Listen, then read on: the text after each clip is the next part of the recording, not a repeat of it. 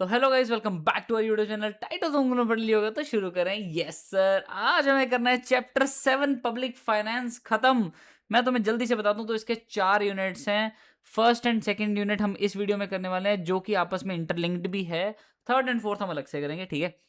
First and second unit में जो जो भी है वो हम ऑफ कोर्स पढ़ेंगे आगे, ठीक है। मेन चैप्टर का तुम्हारा नाम क्या है? पब्लिक फाइनेंस, मतलब पब्लिक का पैसा, मतलब पब्लिक से कैसे पैसा उठाना है, पब्लिक पे कहाँ कहाँ पैसा लगाना है, वो सब चीजें हम डिस्कस करेंगे, ठीक है ठीक है ठीक है। जो इसका यूनिट 1 है वो मैं तुम्हें ऑफ कोर्स बताऊंगा। जो यूनिट 2 में कुछ चीजें हैं वो बहुत सारी कॉमन सेंस वाली चीजें हैं जो तुम्हें आती होंगी। मेरा बस जस्ट तुम्हें थोड़ा राइट डायरेक्शन में पुश करने से तुम्हारा काम बन जाएगा, ठीक है। यस, चलो करें स्टार्ट। Yes, let's go. इस यूनिट 1 का नाम है fiscal functions overview centre and state finance. तो हम सेंटर एंड स्टेट फाइनेंसेस की बात करेंगे और फिस्कल फंक्शन की बात। फिस्कल वर्ड सुनते सारे तुम्हारे मन में आना चाहिए पैसा। फिस्कल मतलब पैसा, ठीक है। गवर्नमेंट का पैसा, ऐसा सब लोग, गवर्नमेंट का पैसा, ठीक है। हर एक नेशन के 3 मैक्रो इकोनॉमिक गोल्स होते हैं, मतलब पूरे नेशनल लेवल पे 3 बड़े बड़े गोल्स होते हैं। क्या?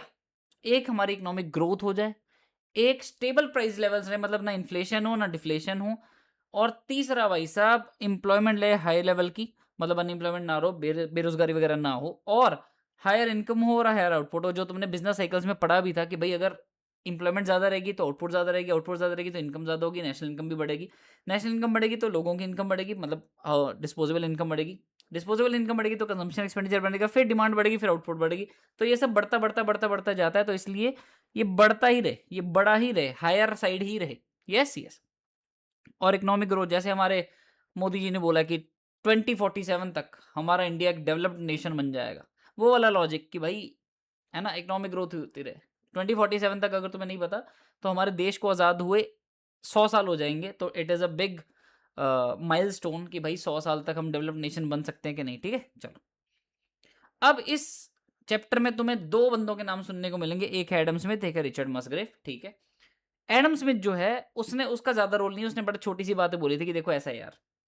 एडम स्मिथ मानता है कि गवर्नमेंट का रोल ना बहुत कम है, ठीक है।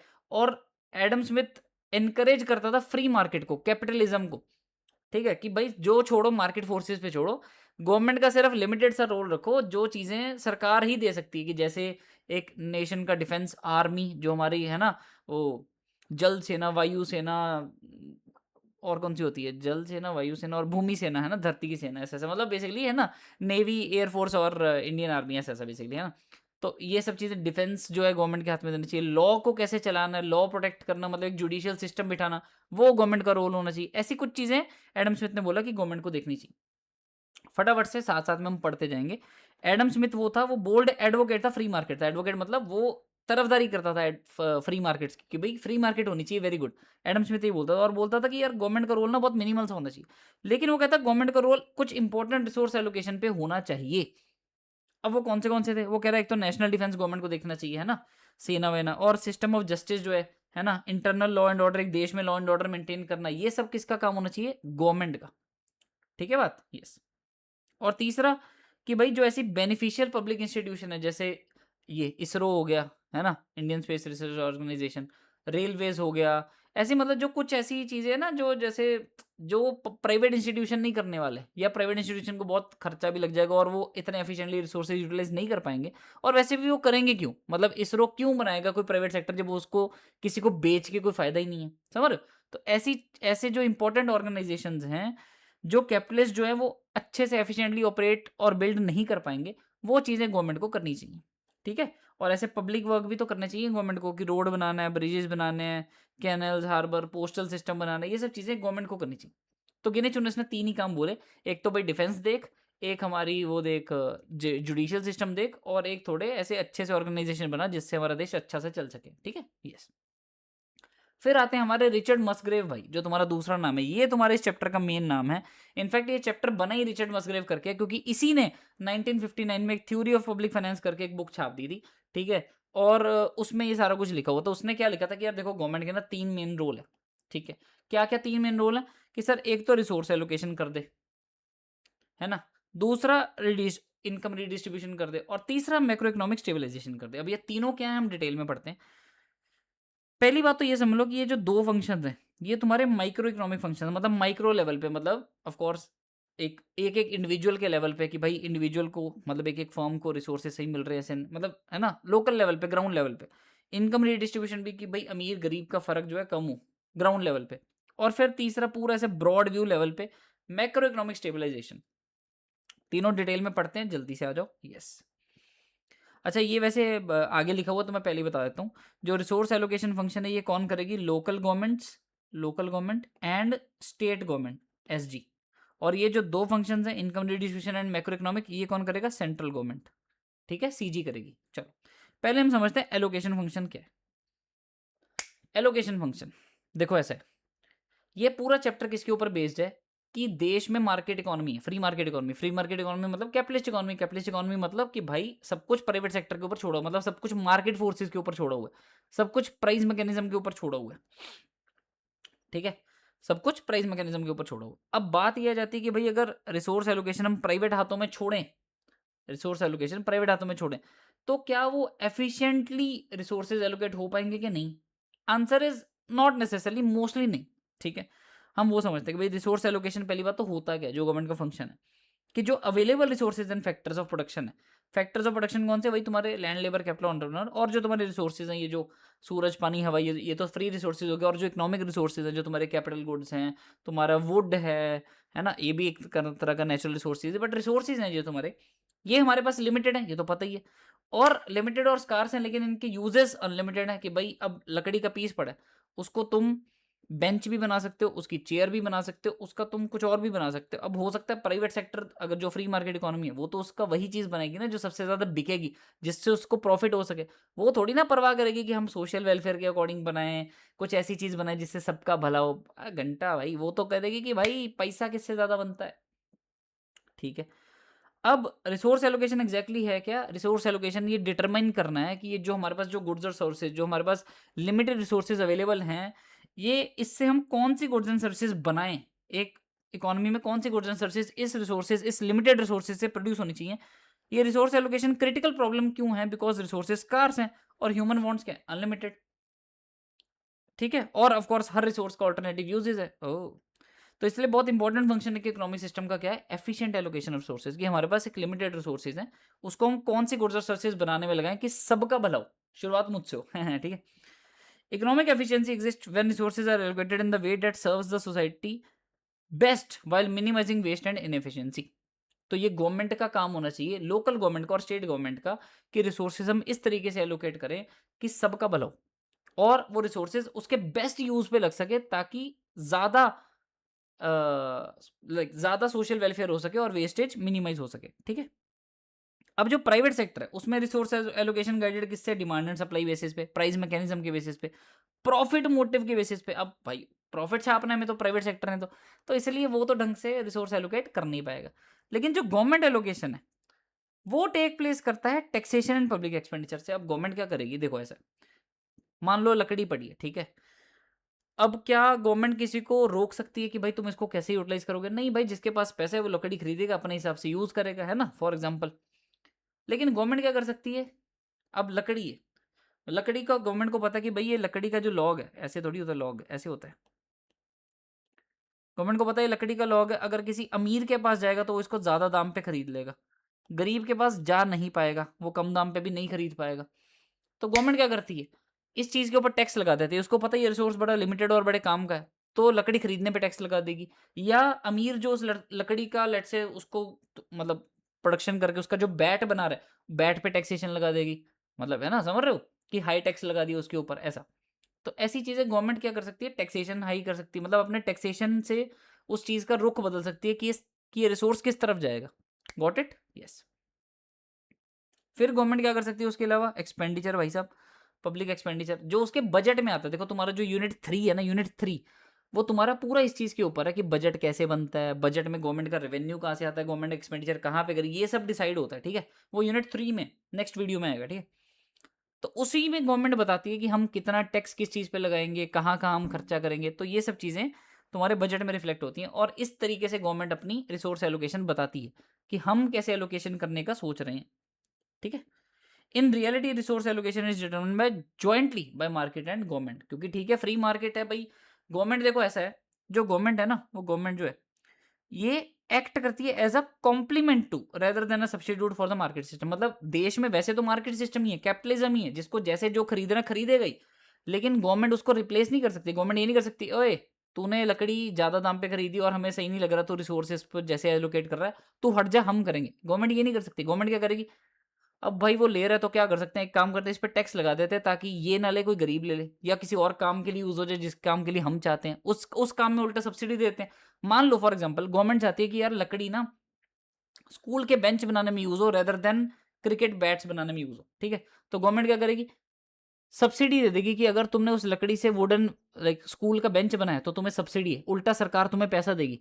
और अगर तुमने उल्टा उसका बैट बनाया तो तुम्हें ज्यादा टैक्स देना पड़ेगा। तो ऐसे गवर्नमेंट अपने तरीकों से उसको ऐसे सर इन्फ्लुएंस कर देती ये। तो government as a complement act करती है, मतलब कॉम्प्लीमेंट कि मार्केट सिस्टम तो है ही है, साथ में मैं भी एक्ट करूंगी, लेकिन सब्स्टिट्यूट की तरह नहीं एक्ट कर सकती कि ओए मार्केट सिस्टम तू हट जा, हम ही देख लेंगे। मतलब सोशलिस्ट इकोनॉमी नहीं बन सकती, मतलब फ्री मार्केट इकोनॉमी ही रहेगी, कैपिटलिस्ट इकोनॉमी रहेगी। सिर्फ गवर्नमेंट साथ में क्या करेगी, अपने डिसीजन अपने हिसाब से लेगी, like taxes and public expenditure के हिसाब से, ठीक है। अब एलोकेटिव एफिशिएंसी होती क्या है, एलोकेटिव एफिशिएंसी होती क्या है कि भाई देखो, ऐसा रिसोर्सेज को इस तरीके से एलोकेट किया जाए कि वेस्ट मिनिमाइज हो सके और सबका भला ज्यादा हो सके, ठीक है। मतलब ऐसे लिमिटेड रिसोर्सेज को ऐसे यूज करना, वो वाली गुड्स और सर्विसेज का कॉम्बिनेशन प्रोड्यूस करना जिससे सोसाइटी की वेलफेयर और वैल्यू ज्यादा मैक्सिमाइज हो सके। समझ आ गई बात। लार्जेस्ट पॉसिबल आउटपुट बन सके with the available stock of resources and technology.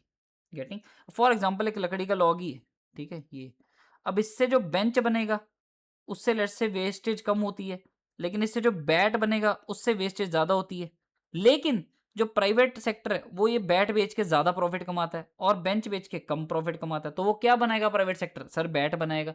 तो गवर्नमेंट क्या करेगी, बैट के ऊपर टैक्स लगा देगी और बेंच के ऊपर सब्सिडी दे देगी ताकि लोग ज्यादा बेंच बनाना शुरू कर दें। समझ आ गई बात, यस।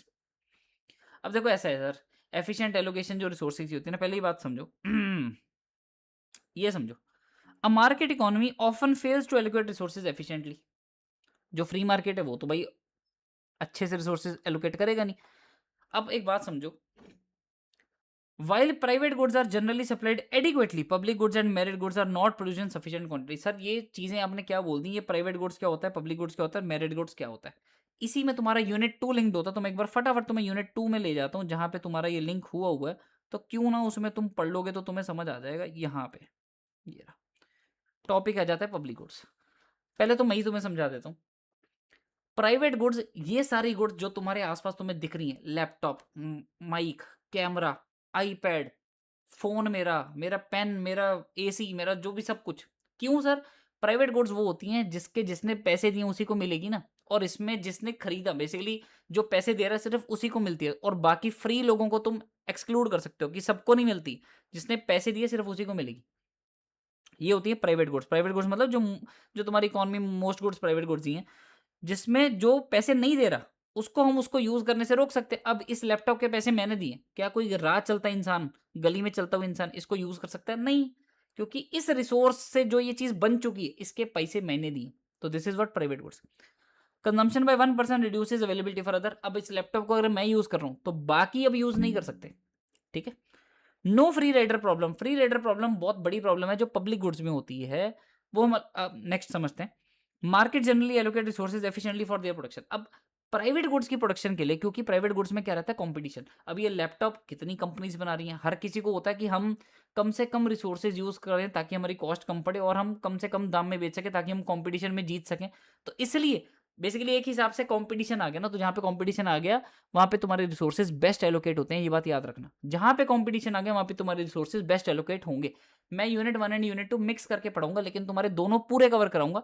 तो पूरे एंड तक देखते रहना, ठीक है। अगर तुम्हें ये नोट्स चाहिए तो तुम ऑफ कोर्स कमेंट कर सकते हो। मैं तुम्हें टेलीग्राम चैनल या इसका नोट्स वगैरह का लिंक वगैरह दे दूंगा, तो तुम्हें मिल जाएंगे, ठीक है, ओके। अब इसकी एग्जांपल वही food, clothing, movie ticket, television, car, house, जो भी तुम्हारे आसपास सब कुछ है। अब सर पब्लिक गुड्स कौन सी होती हैं? पब्लिक गुड्स कौन सी होती हैं जो हर कोई यूज कर सकता है, ना तेरी है ना मेरी है, वो सबकी है। ये मैं गुड्स की बात कर रहा हूँ, ठीक है, ना तेरी है ना मेरी है, वो सबकी है। मुंबई की ना दिल्ली वालों की पिंकी है, नॉन पैसे वालों की, क्योंकि उसके पिंक मतलब इस पैसे चाहिए ही नहीं है पब्लिक गुड्स के लिए, ठीक है। पब्लिक गुड्स के एग्जांपल जैसे क्या है, जैसे गवर्नमेंट पार्क बिल्ड करती है। अब तुम्हारी सोसाइटी के बाहर जो पार्क है, सोसाइटी के बाहर भी नहीं, इनफैक्ट जो जनरल पार्क है, या जैसे कई चौक चौक बने होते हैं, है ना, ऐसी जगह जहाँ पे कोई भी जा सकता है, और ना तुम, मतलब जितनी तुम्हारी उतनी मेरी, ना तुम मेरे को कंज्यूम करने से रोक सकते हो, ना मैं तुम्हें कंज्यूम करने से रोक सकता हूँ, और मेरे कंजम्पशन करने से तुम्हारी कंजम्पशन कम नहीं होती। एग्जाम्पल स्ट्रीट लाइट, भाई बाहर स्ट्रीट लाइट लगी हुई है, तुम्हारी भी है मेरी भी है, ना तुम्हारे बाप की ना मेरे बाप की, तुम भी यूज कर रहे हो मैं भी यूज कर रहा हूँ, मेरे यूज करने से तुम्हारी कंजम्पशन कम हो रही है क्या? नहीं।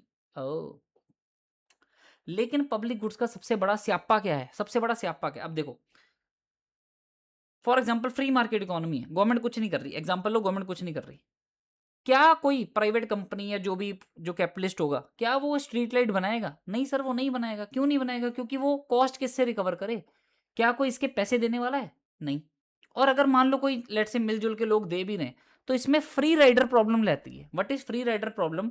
It is actually non excludability. मतलब तुम उन लोगों को अलग नहीं कर सकते जो लोग पैसे दे रहे हैं, और जो लोग पैसे नहीं दे रहे, तुम इन लोगों को अलग ही नहीं कर सकते। ओह, गेटिंग? अब फॉर एग्जाम्पल मैं टैक्स देता हूँ, ठीक है, तो मेरे टैक्स के पैसे से लेट से स्ट्रीट लाइट लगी है, तो क्या मैं उस स्ट्रीट लाइट, मतलब जो मेरे टैक्स के पैसों से लेट से बनी है, क्या मैं और जो लेट से राह चलता जो रेडी वाला इंसान है, गरीब इंसान है, क्या हम दोनों वो स्ट्रीट लाइट इंजॉय कर रहे हैं? यस, हम दोनों इंजॉय कर रहे हैं। क्या हम दोनों में से किसी को अलग किया जा सकता? नहीं सर, किसी को अलग नहीं किया जा सकता, दोनों को बराबर इंजॉय करने को मिलता है। इसी को बोलते हैं free rider problem. What is free rider problem? क्योंकि पब्लिक गुड्स नॉन एक्सक्लूडेबल होती हैं, मतलब individual can enjoy their benefits without paying for them. अब वो तो बंदा जो राह चलता है वो भी इंजॉय कर रहा है, मैं भी इंजॉय कर रहा हूँ। अब इससे प्रॉब्लम क्या होती है? Free rider problem. For example public washroom, अब मेरे टैक्स मनी से लेट से पब्लिक वॉशरूम बने हैं, है ना, सुलभ शौचालय। अब उसमें देखा ना कितना गंद रखा होता है, किसी ने मेंटेन ही नहीं करे होते। क्यों? क्योंकि भाई उसको मेंटेन करने के लिए कॉस्ट लगती है, लेकिन उसके पैसे कौन दे रहा है? भाई हमारी टैक्स मनी तो यूज होती है, लेकिन जो गरीब बंदा जो मजे से यूज कर रहा है और उसको वो गंद डाल के आ रहा है, तो क्या कर सकते हैं उस चीज का? कुछ भी नहीं। अब people have little incentive to contribute towards cost of the public goods. अब देखो एक चीज है, सारी दुनिया को पता, सारी पब्लिक को पता है कि यार वो जो फ्री वॉशरूम हमें मिलता है ना, फ्री पब्लिक वॉशरूम, उसको मेंटेन करने में पैसा लगता है। लेकिन लोगों की, मतलब जेब टाइट हो जाती है 5 रुपए देने के लिए, जो तुम वॉशरूम यूज कर रहे हो उसके लिए, कि भाई तुम्हें पता है उसको मेंटेन करने के लिए पैसा लगता है, तुमसे 5 रुपए नहीं निकलते अगर तुम वॉशरूम यूज करते हो। ये बात है। मतलब हमसे तो निकल जाते हैं, मतलब जो बिल्कुल ही गरीब लोग होते हैं, ऐसे-ऐसे जो राह चलते लोग होते हैं, वो ऐसे बातें करते हैं, "अरे बच्चे नहीं करना है", तो बच्चे नहीं करना है तो क्या होगा? करना तो है जो करना है, समझ रहे हो? हाँ। Free riding is mainly associated with public goods because private goods are excludable. अब ये लैपटॉप तो मैंने ले लिया, क्या इसको कोई और यूज़ कर सकता? नहीं, तो कंपनी ने मेरे से पैसा कमा लिया, तो इसलिए जो फ्री मार्केट इकोनॉमी है वो ये लैपटॉप प्रोड्यूस करेगी। क्यों करेगी? क्योंकि भाई इसके लिए मैं पैसा दूँगा। ऐसा तो है नहीं है ना कि लैपटॉप एक ऐसी पब्लिक गुड है जिसको अगर एक लेनोवो की कंपनी ने, ये लेनोवो का लैपटॉप है, तो लेनोवो ने अगर लैपटॉप बनाया तो उसको कोई भी यूज़ कर सकता है। ऐसे अगर होता तो लेनोवो लैपटॉप बनाती ही ना, क्योंकि उसको इस चीज़ के बदले में ना पैसे मिलेंगे, ना वो उन लोगों को एक्सक्लूड कर सकती है कि किसको यूज़ करने देना, किसको नहीं। और क्योंकि पब्लिक गुड्स नॉन एक्सक्लूडेबल होती हैं, उसमें तुम अलग नहीं कर सकते कि कौन इसके पैसे दे रहा है, कौन नहीं दे रहा। इसीलिए free market economy public goods बनाती ही नहीं है। समझ आ गया पब्लिक गुड्स कौन सी होती हैं? Yes.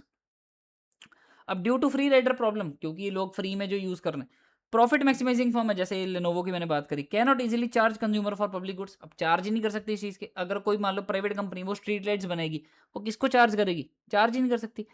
Private producer lack incentive to supply them. फिर प्राइवेट प्रोड्यूसर जो हैं, जिनका पर्पस ही प्रॉफिट मैक्सिमाइजेशन है, वो इस चीज को बनाएंगे ही नहीं। ओह, तो इसलिए पब्लिक गुड्स या तो बनती नहीं है या बहुत ही कम बनती। तो इसलिए मार्केट फेल हो जाता है रिसोर्सेज एलोकेट करना इन पब्लिक गुड्स की तरफ। इससे से क्या होता है? Market failure.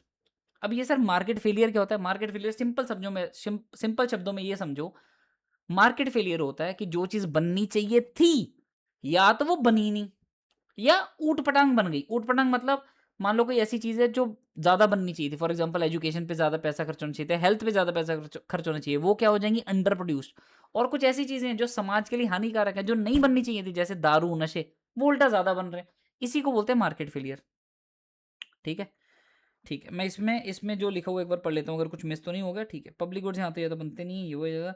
मार्केट फेलियर क्या होता है? मैं अभी दोबारा पढ़ा देता हूँ। ठीक है। पब्लिक गुड्स कौन से होते हैं? जिसके कैरेक्टरिस्टिक्स क्या है? नॉन राइवलरी, मतलब एक एक बंदे के कंज्यूम करने से दूसरे की क्वांटिटी कम नहीं होती। For example street lighting.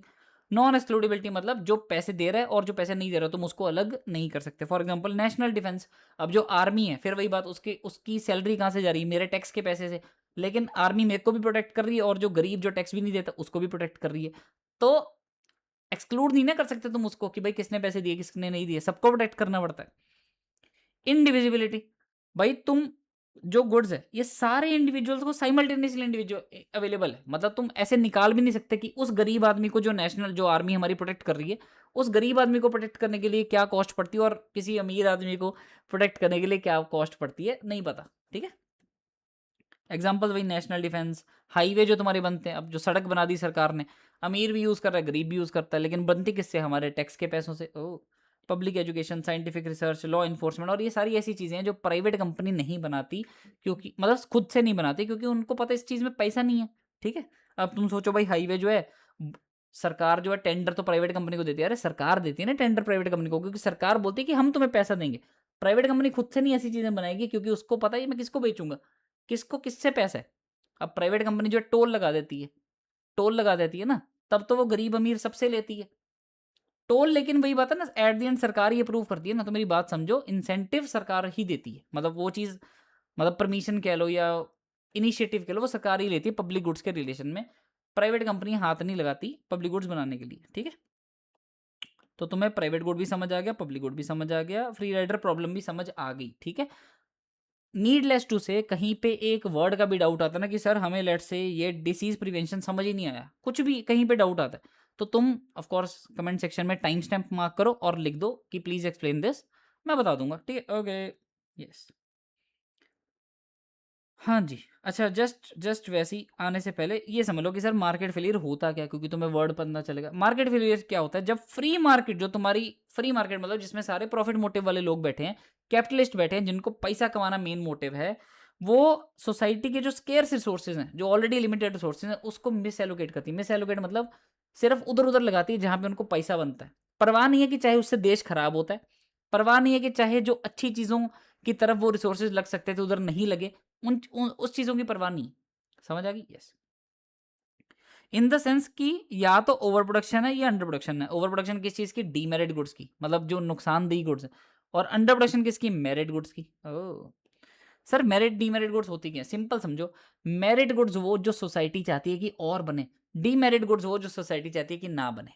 Merit goods के एग्जांपल एजुकेशन, फ्री एजुकेशन हो, फ्री हेल्थ चेकअप हो, हेल्थ केयर है ना, ऐसे नेशनल डिफेंस, ऐसा पब्लिक ट्रांसपोर्ट, ऐसे हाईवे रोड्स, ये सब चीज़ें कि सोसाइटी चाहती है और बने। और डीमेरिट गुड्स कौन से होते हैं? जो सोसाइटी कहती है ना बने, जिससे नुकसान ही है, जो सोसाइटी को इन जनरल नुकसान है।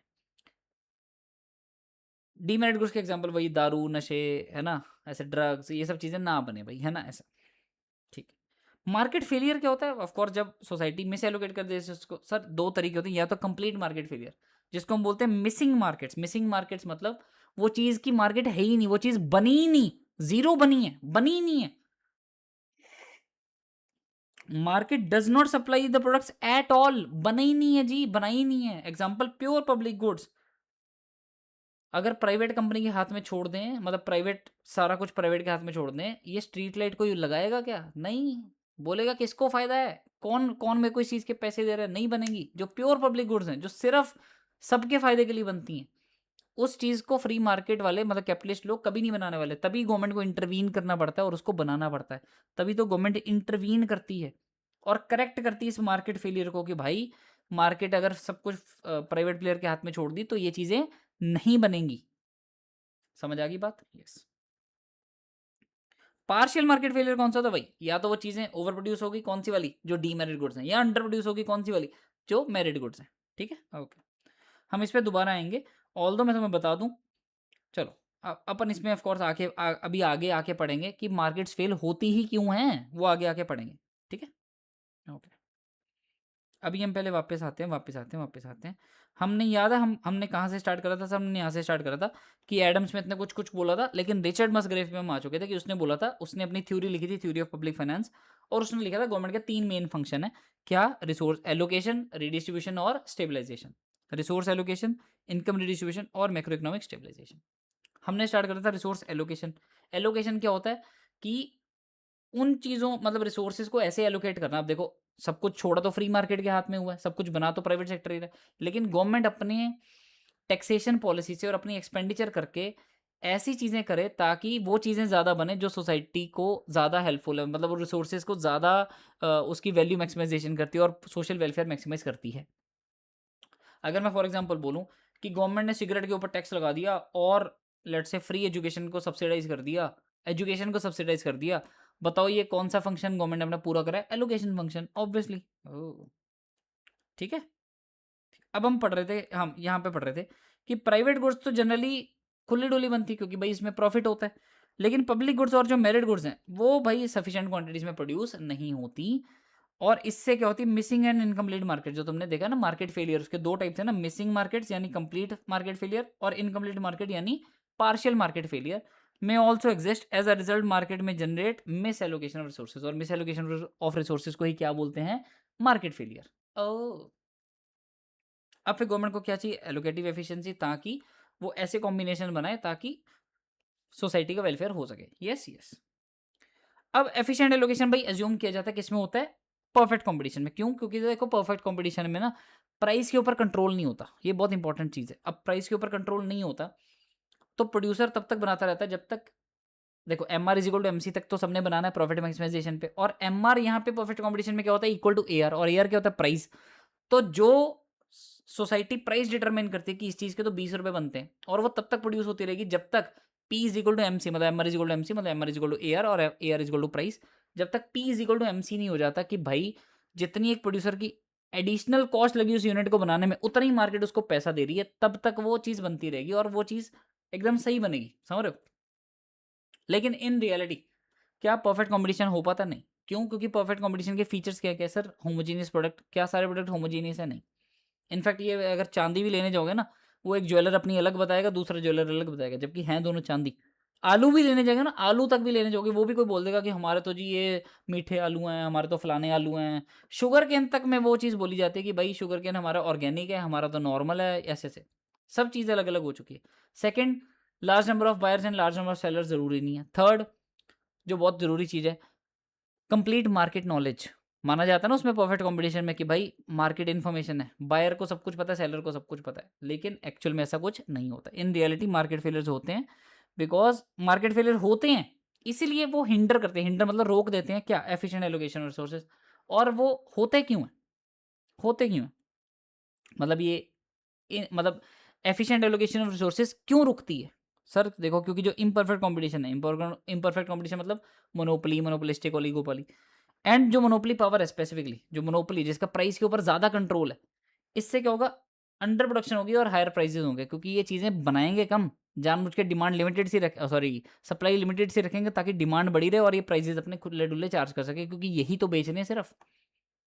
Failures of market to provide public goods such as defence, इसीलिए तो इनएफिशिएंट एलोकेशन ऑफ रिसोर्सेज हो रही है, क्योंकि पब्लिक गुड्स ही नहीं बन रही। इनकम्प्लीट मार्केट्स हो रही हैं, resulting in inadequate production of merit goods like education and health care.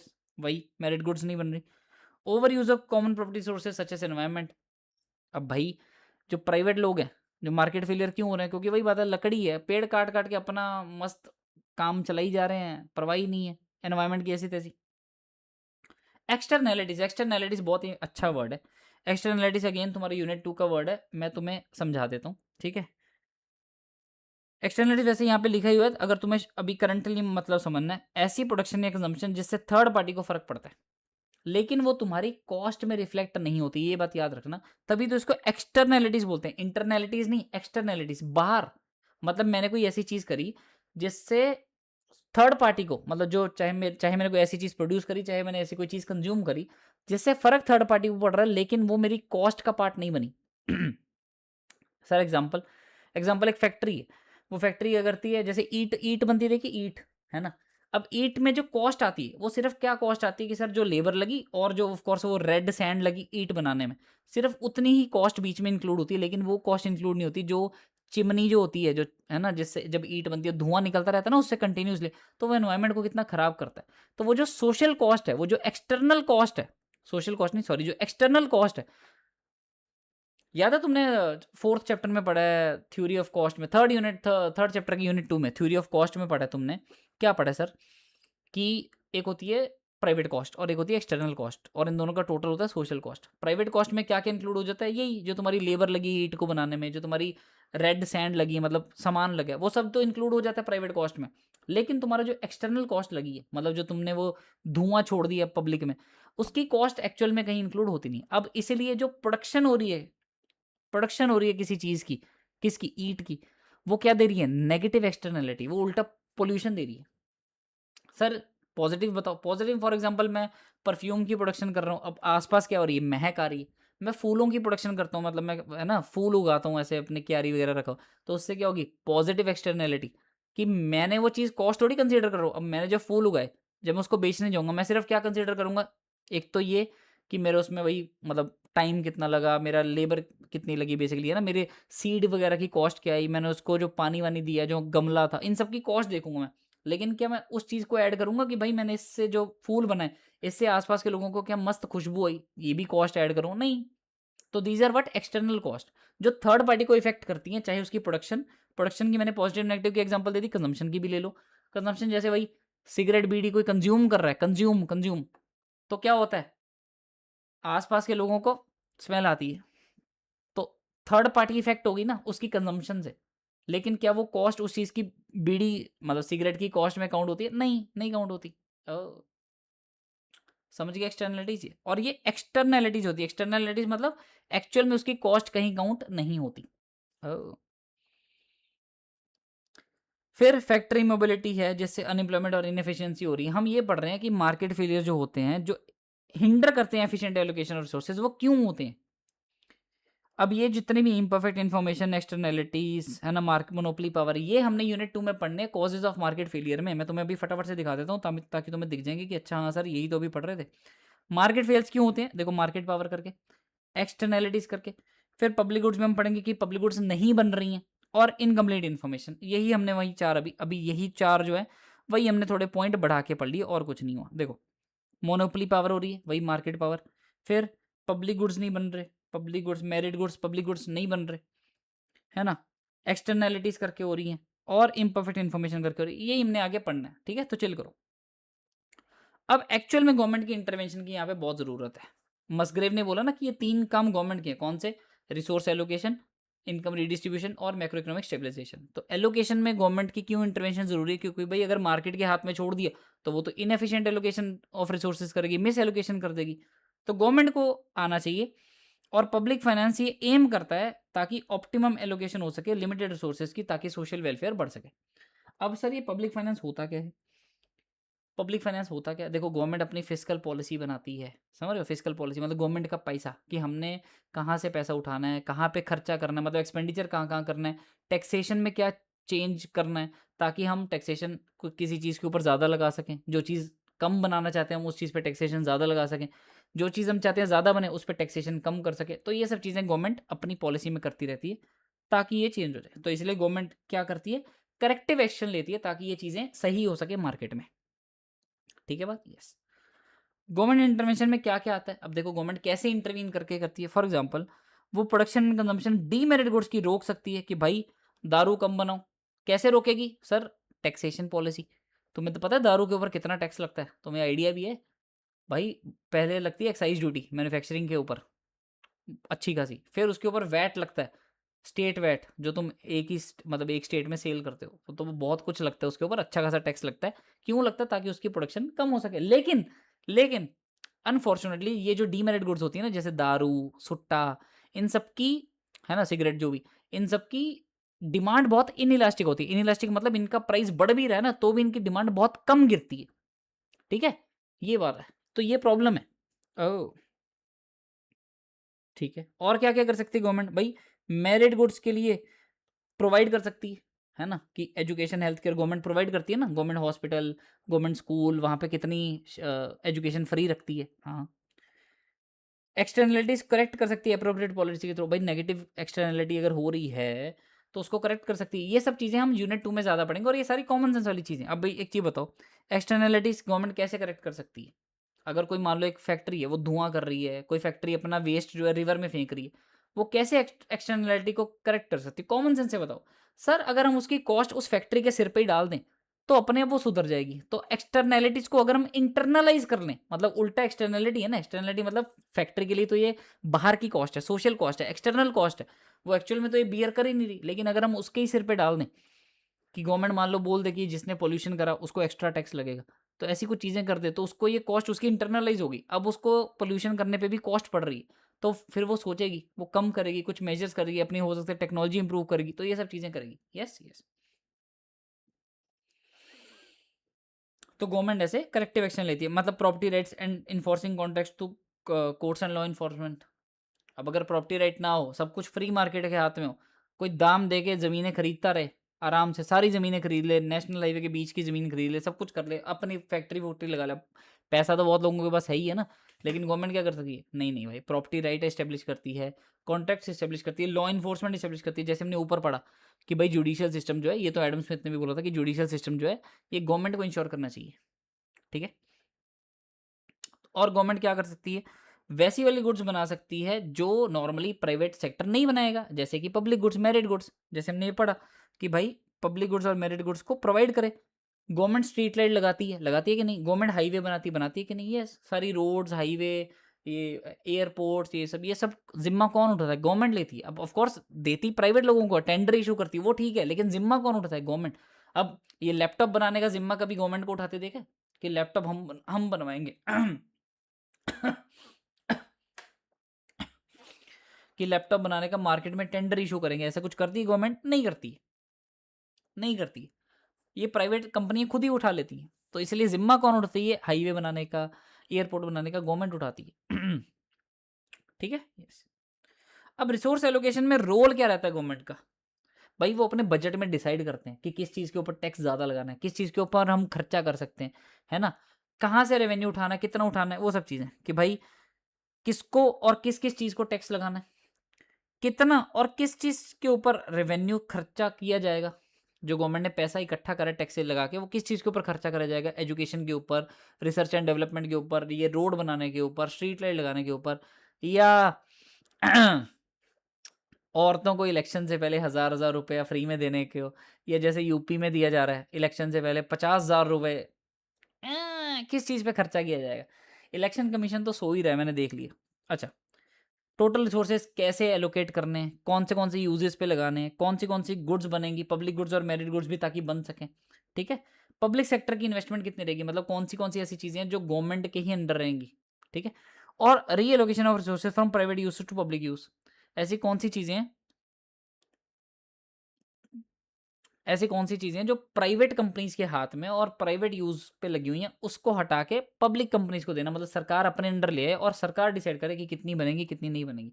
और कौन सी ऐसी चीज़ है जो सिर्फ प्राइवेट लोगों के पास, मतलब जो पैसा दे रहे हैं वही यूज़ कर पा रहे हैं, और गवर्नमेंट बोलती है नहीं नहीं भाई, सबके लिए अवेलेबल करो। फॉर एग्जाम्पल जैसे लोटस टेम्पल है, अब कितना बड़ा टेम्पल है, वहाँ पे अमीर गरीब सब आते हैं, और इतना अच्छा मेंटेन्ड भी है। अब उसको मेंटेनेंस का खर्चा कौन दे रहा है? गवर्नमेंट। और तुम्हें पता है मैं लोटस टेम्पल गया था, एंट्री टिकट भी कुछ नहीं है। इतना अच्छा मेंटेन्ड है, इतना अच्छा पार्क बना हुआ है, लोग फोटोज खिंचाते हैं। लोटस टेम्पल इतना बड़ा टेम्पल है दिल्ली में, है ना, और उसकी कोई एंट्री फीस कुछ नहीं है ना, कुछ भी कोई फीस नहीं है।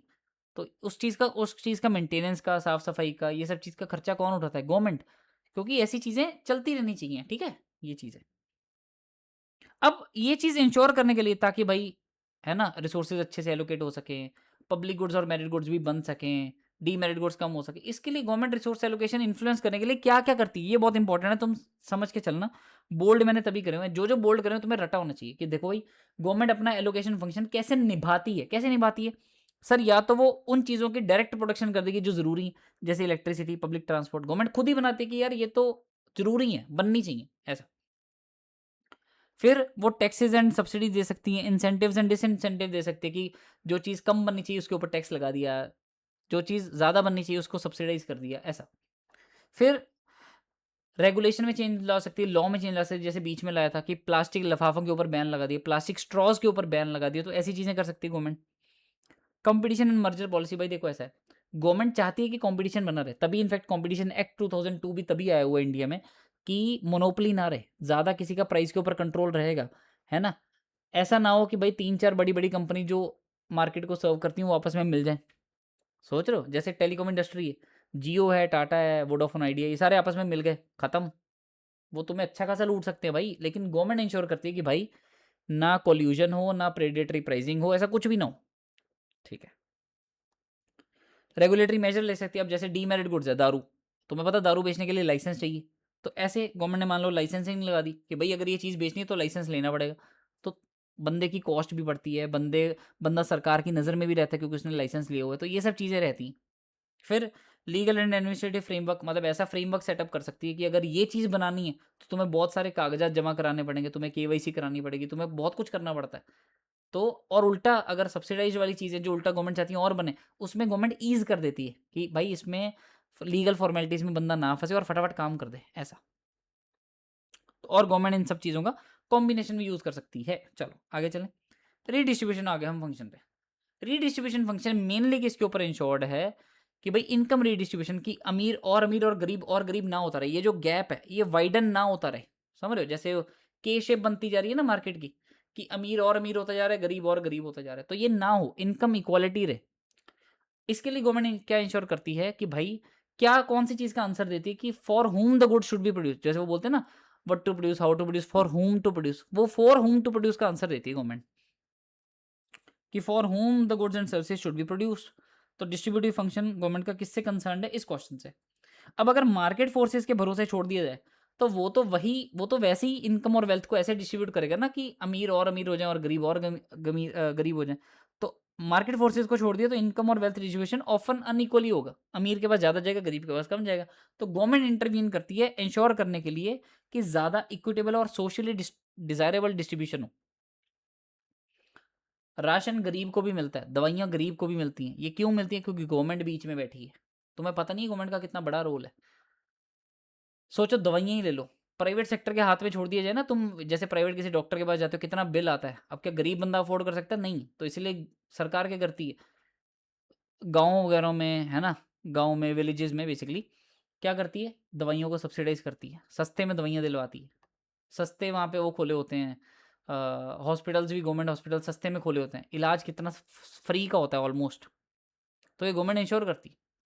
सर गवर्नमेंट कैसे इंश्योर कर सकती है कि मतलब अमीर को भी उतने, मतलब अमीर को जो चीज़ें मिल रही हैं, मतलब ज़्यादा अनइक्वल डिस्ट्रीब्यूशन ना हो, अमीर को भी रिसोर्सेज अच्छे से मिल जाए, गरीब को भी मिल जाए। देखो ऐसा है, गवर्नमेंट इसके लिए गवर्नमेंट के पास दो तरीके हैं, गवर्नमेंट के पास दो हाथ हैं। एक हाथ है उसकी रेवेन्यू साइड, मतलब उसको पैसा कहाँ से आता है, अमीरों से, तो वो क्या कर सकती है, ज़्यादा टैक्सेस लगा सकती है अमीर लोगों के ऊपर कि भाई तुमने अगर एक सर्टेन इनकम के ऊपर ज़्यादा कमाया, इनकम टैक्स ज़्यादा लगता है। तुम्हें पता है सरचार्ज नाम की चीज़ लगती है, सी इंटर में जाओगे ना, डायरेक्ट टैक्स पढ़ोगे तो उसमें समझोगे कि सरचार्ज लगता है, 1 करोड़ से ऊपर की इनकम वाली सरचार्ज लगेगा, ऐसा। तो ऐसे गवर्नमेंट टैक्सेस लगा देती है और ज़्यादा, इसको बोलते हैं प्रोग्रेसिव टैक्सेशन, जिसकी जितनी ज़्यादा इनकम उतना ज़्यादा टैक्स भरेगा वो। तो गवर्नमेंट ये कर सकती है, और ये तो हो गया revenue side. Expenditure side government क्या कर सकती है, सर गवर्नमेंट फ्री या सब्सिडाइज एजुकेशन दे सकती है, हेल्थ केयर दे सकती है, हाउसिंग फैसिलिटी दे सकती है, खाना दे सकती है, राशन देती है ना वो, राशन कार्ड बनते थे पहले, राशन शॉप होती थी, अभी भी बहुत सारे ज़्यादा ही गरीब गांव में हैं राशन शॉप, कि सरकार क्या करती है पीछे सब्सिडाइज तरीके से खाना देती है। जो चावल बाजार में महंगे मिलते हैं 50 रुपये किलो, एवं एग्जाम्पल ले रहा हूँ, वो गरीब को कितने में मिलेंगे, 10 रुपये किलो। तो ऐसे राशन का कोटा भी होता है ऑफ कोर्स, कि एक घर में कितने गरीब हैं, हर एक का राशन कार्ड बना हुआ है, तो हर एक बंदे को एक राशन कार्ड पे लेट से 1 किलो चावल, ऐसा। तो वो सब चीज़ें होती थी। ठीक है। यस। समझ आ गया, यस। आई होप समझ आ गया। ऑब्जेक्टिव क्या है डिस्ट्रीब्यूशन फंक्शन के, मतलब ये सरकार क्यों चाहती है कि भाई ऐसे ऐसे, मतलब ये गैप कम हो। भाई अगर वो मतलब गवर्नमेंट एम क्या करना चाहती है, क्या चाहती है कि भाई इनकम रीडिस्ट्रीब्यूट हो, ताकि ज़्यादा इक्विटेबल डिस्ट्रीब्यूशन हो। ऐसा नहीं है ना कि भाई अमीर कोई मजे कराई जाने, गरीब बेचारा मरता मर जाए, नहीं, वो चीज़ नहीं करनी ना। जो नेशनल इनकम बन रही है, जो आउटपुट हमारा, वैसे देश ग्रो कर रहा है, इकोनॉमी बन रही है, क्यों, क्योंकि प्राइवेट लोग मस्त चीज़ें बनाई जा रहे हैं और अमीर लोग मस्त खरीदी जा रहे हैं, तो इकोनॉमी तो ग्रोथ हो ही जा रही है, नेशनल इनकम तो बनी जा रही है, लेकिन नेशनल इनकम के नीचे गरीब दब रहा है, उसको कुछ मिल ही नहीं रहा। ओ, और सोशल वेलफेयर ओवरऑल इंक्रीज हो जाए, इसलिए गवर्नमेंट रीडिस्ट्रीब्यूशन फंक्शन करती है ना। वेलबींग किसकी इंप्रूव हो जाए, डिप्राइव्ड की, जो बेचारा बेसहारा पिछड़ा हुआ है, और डिसएडवांटेजेस सेक्शन हैं, जो गरीब एकदम बिलो पॉवर्टी लाइन लोग हैं, उनको इक्वालिटी ऑफ इनकम मिल सके, वेल्थ भी उनकी भी बन सके, अपॉर्चुनिटीज भी उनको मिल सके, उनको भी एम्प्लॉयमेंट में कोटा रखा जाता है, क्यों रखा जाता है, ताकि उनको भी इक्वल वो मिल सके, ओ opportunity. Ensure fulfilment of basic needs and minimum standard of living for all. समझ आ गया, यस। अब गवर्नमेंट रीडिस्ट्रीब्यूशन मेजर्स में क्या क्या कर सकती है, इसके क्या क्या एग्जांपल हैं? सर वो प्रोग्रेसिव टैक्सेशन लगा सकती है, मतलब अमीर को ज़्यादा टैक्स, मतलब जिसकी ज़्यादा इनकम उसको ज़्यादा टैक्स, ऐसा। टैक्स रेवेन्यू को उस चीज़ में लगा सकती है जिससे लो इनकम ग्रुप्स को हेल्प होती है, जैसे वही सस्ते में राशन देना, है ना? सस्ते में एजुकेशन देना, सस्ते में मेडिसिन देना, हेल्थ केयर बेसिकली, ये सब चीज़ें। एम्प्लॉयमेंट रिजर्वेशन रखती है सरकार गरीबों के लिए, मिनिमम वेजेस और मिनिमम सपोर्ट प्राइस रखती है ना? जैसे सरकार उसका फार्मर का, कि फार्मर की जो फसल निकलती है वो मार्केट फोर्सेस के हिसाब से तो बहुत कम दाम में बिकती है, लेकिन सरकार बोलती है नहीं नहीं भाई, इसका इतना मिनिमम तो तेरे को प्राइस मिलेगा, ऐसा। अनएम्प्लॉयमेंट बेनिफिट दे सकती है, ट्रांसफर पेमेंट कर सकती है, एल्डरली को, डिसेबल्ड को, पुअर को, अनएम्प्लॉयमेंट को, जो बेसहारा गरीब बूढ़े लोग हैं बेसिकली, जिनका कोई नहीं है, अगर इनको मार्केट फोर्सेस के हाथ में छोड़ दिया जाए तो प्राइवेट प्लेयर्स इनके लिए कुछ नहीं बनाने वाले, क्योंकि ये लोग पे ही नहीं कर सकते, समझ रहे हो? तो सरकार इनके लिए चीज़ें बनाएगी। स्पेशल वेलफेयर स्कीम चला सकती है बैकवर्ड रीजन्स के लिए, जैसे आंगनवाड़ी स्कूल खोलती है सरकार गरीब जगहों पे ना, स्कूल को आंगनवाड़ी बोलते हैं, आंगनवाड़ी मतलब वो छोटा सा बना होता है, और ऐसे सारे गरीब बच्चों को, ताकि बेसिक एजुकेशन मिल सके, ये बात है। समझ आ गई बात? हाँ। अब लेकिन यहाँ पे एक छोटी सी चीज आती है जिसको बोलते हैं इक्विटी एफिशिएंसी ट्रेड ऑफ। अब एक बात समझो, सरकार क्या कर रही है, अमीर की अच्छी खासी मार रही है कि भाई अमीर, तेरे को हम, तेरे से हम रिसोर्सेज लेंगे, कैसे लेंगे? तेरे पे टैक्स ज़्यादा लगा के, है ना? तेरे से हम रिसोर्सेज उल्टा लेंगे, और हम क्या करेंगे उल्टा, जो गरीब, जो जो तेरी तरह इकोनॉमी में प्रोडक्शन कर करके, खर्चा कर करके इकोनॉमी में कंट्रीब्यूट भी नहीं कर रहा जीडीपी में, हम तेरे से उल्टा लेके उसको दे रहे हैं। अब इससे क्या होगा, जो अमीर होगा, जो उल्टा एंटरप्रेन्योर होगा, जो रिस्क लेना चाहेगा, जो उल्टा प्रोडक्शन करता है, जो उल्टा, है ना, टैक्स भरता है, जो उल्टा ये सब चीज़ें करता है, वो तो निराश हो जाएगा कि भाई मैं तो बनाऊंगा ही नहीं, फिर ऐसी की तैसी तुमने मेरे से लेके गरीब को ही देना है, तो तुम गरीब से ही ले लो भाई, मैं भी नहीं बना रहा, मैं भी गरीब बन जाता हूँ। तो इसलिए सरकार को, ताकि ये जो जो लोग हैं, जो उल्टा अमीर हैं, जो उल्टा देश चलाते हैं बेसिकली, है ना? अब एक चीज़ बताओ, सोचो अडानी को रोक दिया जाए, अडानी के ऊपर ज़्यादा टैक्स लगा दिया, अंबानी के ऊपर ज़्यादा टैक्स लगा दिया, कौन बनाएगा एयरपोर्ट? है ना? कौन कौन लेगा रिस्क, कौन लगाएगा पैसा? नहीं लगाएंगे, वो बोलेंगे भाई तुम खुद ही कर लो, हम ना पैसा लगा रहे, हम ना रिस्क ले रहे, तुम ही कर लो। तो सरकार बोलेगी नहीं नहीं यार, ऐसे तो फिर काम कैसे चलेगा, है ना? तभी तो मिलती है फिर 1000 एकड़ जमीन 1 रुपए, 1 रुपए की लीज पे, कि भाई तू, भाई अदानी, तू बना यार यहाँ पे पावर प्लांट, और ताकि यहाँ पे बिहार में डेवलपमेंट हो सके, ठीक है? ठीक है। पॉइंट इज जब रीडिस्ट्रीब्यूशन जो है उससे इक्विटी प्रमोट होती है, ठीक है, लेकिन उससे इकोनॉमिक एफिशिएंसी कम होती है, कैसे? भाई देखो ऐसा है, जब तुम रिच के ऊपर हाई टैक्स लगाओगे, उससे इनइक्वालिटी तो कम होगी, ठीक है, क्योंकि अमीर जो है वो ज़्यादा टैक्स दे रहा है, गरीब कम टैक्स दे रहा है, वेरी गुड। लेकिन जब तुम ज़्यादा टैक्स रेट लगाओगे तो वो काम ही नहीं करेगा, वो बोलेगा ऐसे कि तैसे ही, ना मैं एंटरप्रेन्योरशिप करूंगा, ना मैं सेविंग करूंगा, ना मैं इन्वेस्टमेंट करूंगा, ना मैं रिस्क टेकिंग लूंगा, खुद ही कर लो जो करना है। अब इससे प्रोडक्टिविटी एडवर्सली इफेक्ट होती है, क्योंकि चीज़ें बनाएगा कौन? कौन बनाएगा? एयरपोर्ट। कैसे होगी इकोनॉमिक ग्रोथ? कैसे आएंगे फ्यूचर के और टैक्स रेवेन्यूज कैसे आएंगे? तो इसलिए इससे गवर्नमेंट का ability to finance welfare programme कम होती है। अब देखो अदानी को अगर उन्होंने ज़्यादा टैक्स लगा दिया, वो काम ही नहीं करेगा, अब काम ही नहीं करेगा तो गवर्नमेंट को टैक्स रेवेन्यू फ्यूचर के आएंगे नहीं, फ्यूचर के टैक्स रेवेन्यू आएंगे नहीं, तो वो कैसे करेगी ये चीज़ों को, मतलब free education, free health care कैसे देगी? तो इसलिए गवर्नमेंट को ना अब यहाँ पे एक बैलेंस स्ट्राइक ऑफ करना पड़ेगा कि भाई ऐसा भी ना हो जाए कि अमीर को बिल्कुल ही हम गरीब के बराबर पे लाके रख दें। तो इसलिए रीडिस्ट्रीब्यूशन फंक्शन इस चीज़ पे नहीं इंश्योर करता कि अदानी भी उतना ही कमा रहा है जितना सचिन कमा रहा है, नहीं, और सचिन उतना कमा रहा है जितना बिल्कुल एक रिक्शे वाला चलाता है, नहीं। तो ऐसे नहीं गवर्नमेंट कुछ कर सकती। हाँ, ये ज़रूर है कि थोड़ा गैप कम हो जाए। गैप खत्म नहीं कर सकती गवर्नमेंट, गैप को शॉर्टन करती है। ये ऐसे समझ लो कि गैप को वाइडन होने से बचाती है। ये गवर्नमेंट का रीडिस्ट्रीब्यूशन फंक्शन है। समझ आ गई? यस। जो लिखा हुआ तो तुम्हारे सामने था, मैंने पढ़ा भी दिया। फिर तीसरा फंक्शन आता है स्टेबलाइजेशन फंक्शन। जैसे एसी के साथ स्टेबलाइजर लगा होता है ना, स्टेबलाइजर क्या होता है? एसी के साथ स्टेबलाइजर लगा होता है, तुम्हें पता है? स्टेबलाइजर क्या करता है सर? सर स्टेबलाइजर ये करता है, जो तुमने एसी के साथ स्टेबलाइजर देखा होगा, कि तुम्हारे ना घर के बाहर से मेन बोर्ड से करंट आता है। करंट कभी कभार क्या होता है, पीछे से ही कभी कभार ज़्यादा आ जाता है, कभी कभार कम आ जाता है। हाई वोल्टेज, लो वोल्टेज जिसको बोलते हैं। अब आइडियली तुम्हारे घर में आनी चाहिए 220 वोल्ट, ठीक है? तुमने अगर अपनी स्टेबलाइजर पे रीडिंग पढ़ोगे ना, तुम्हारे घर में या कहीं पे स्टेबलाइजर लगा देखोगे, उस पर रीडिंग आती होगी हमेशा 218, 215, 220, 222, ऐसे रीडिंग आती है। स्टेबलाइजर का काम क्या है, कि ज़्यादा हाई वोल्टेज और ज़्यादा लो वोल्टेज को उल्टा स्टेबलाइज करके, मतलब ना ज़्यादा ऐसे हाई वोल्टेज आ जाए, ना ज़्यादा लो वोल्टेज आ जाए, एक स्टेबल स्टेबल वोल्टेज चलती रहे, स्टेबल वोल्टेज सप्लाई होती रहे तुम्हारे एसी को, इसको बोलते हैं स्टेबलाइजर। तो इसलिए स्टेबलाइजेशन फंक्शन भी क्या है, कि गवर्नमेंट का क्या काम है, कि ना एकदम से इन्फ्लेशन आ जाए, ना एकदम से डिफ्लेशन आ जाए, ना एकदम से चीज़ें बहुत ज़्यादा बन रही हैं, ना एकदम से इनकम बहुत ज़्यादा गिर रही है, मतलब चीज़ें कम बन रही। एक स्टेबलाइजेशन सी चलती है, एक ईज़ी ट्रेंड, ऐसे ईज़ी ग्रोथ होती रहे, स्टेबल रहे। तो मैक्रो इकोनॉमिक स्टेबिलिटी कब रहेगी? जब तुम्हारी भई तुम्हारी आउटपुट जो है, जितनी तुम्हारी इकोनॉमिक की प्रोडक्शन की कैपेसिटी है, उतनी तुम्हारी आउटपुट हो रही है। मतलब जितना तुम बना सकते हो, उतना तुम बना रहे हो। जितना तुम्हारी एग्रीगेट डिमांड है, वो तुम्हारी एग्रीगेट सप्लाई के इक्वल है। मतलब टोटल स्पेंडिंग टोटल आउटपुट के इक्वल है। टोटल स्पेंडिंग समझते हो ना, एग्रीगेट डिमांड, और टोटल आउटपुट मतलब aggregate supply. Labour resources full employed है, मतलब बेसिकली अनएम्प्लॉयमेंट नहीं है। लेबर रिसोर्सेज मतलब लेबर जो तुम्हारी एम्प्लॉयमेंट जो है फुल एम्प्लॉयड है। Inflation remains low and stable. Low and stable का मतलब वही बात है, ना ज़्यादा प्राइस बहुत ज़्यादा और ना एकदम से गिर जाएँ, गिरना भी नहीं चाहिए।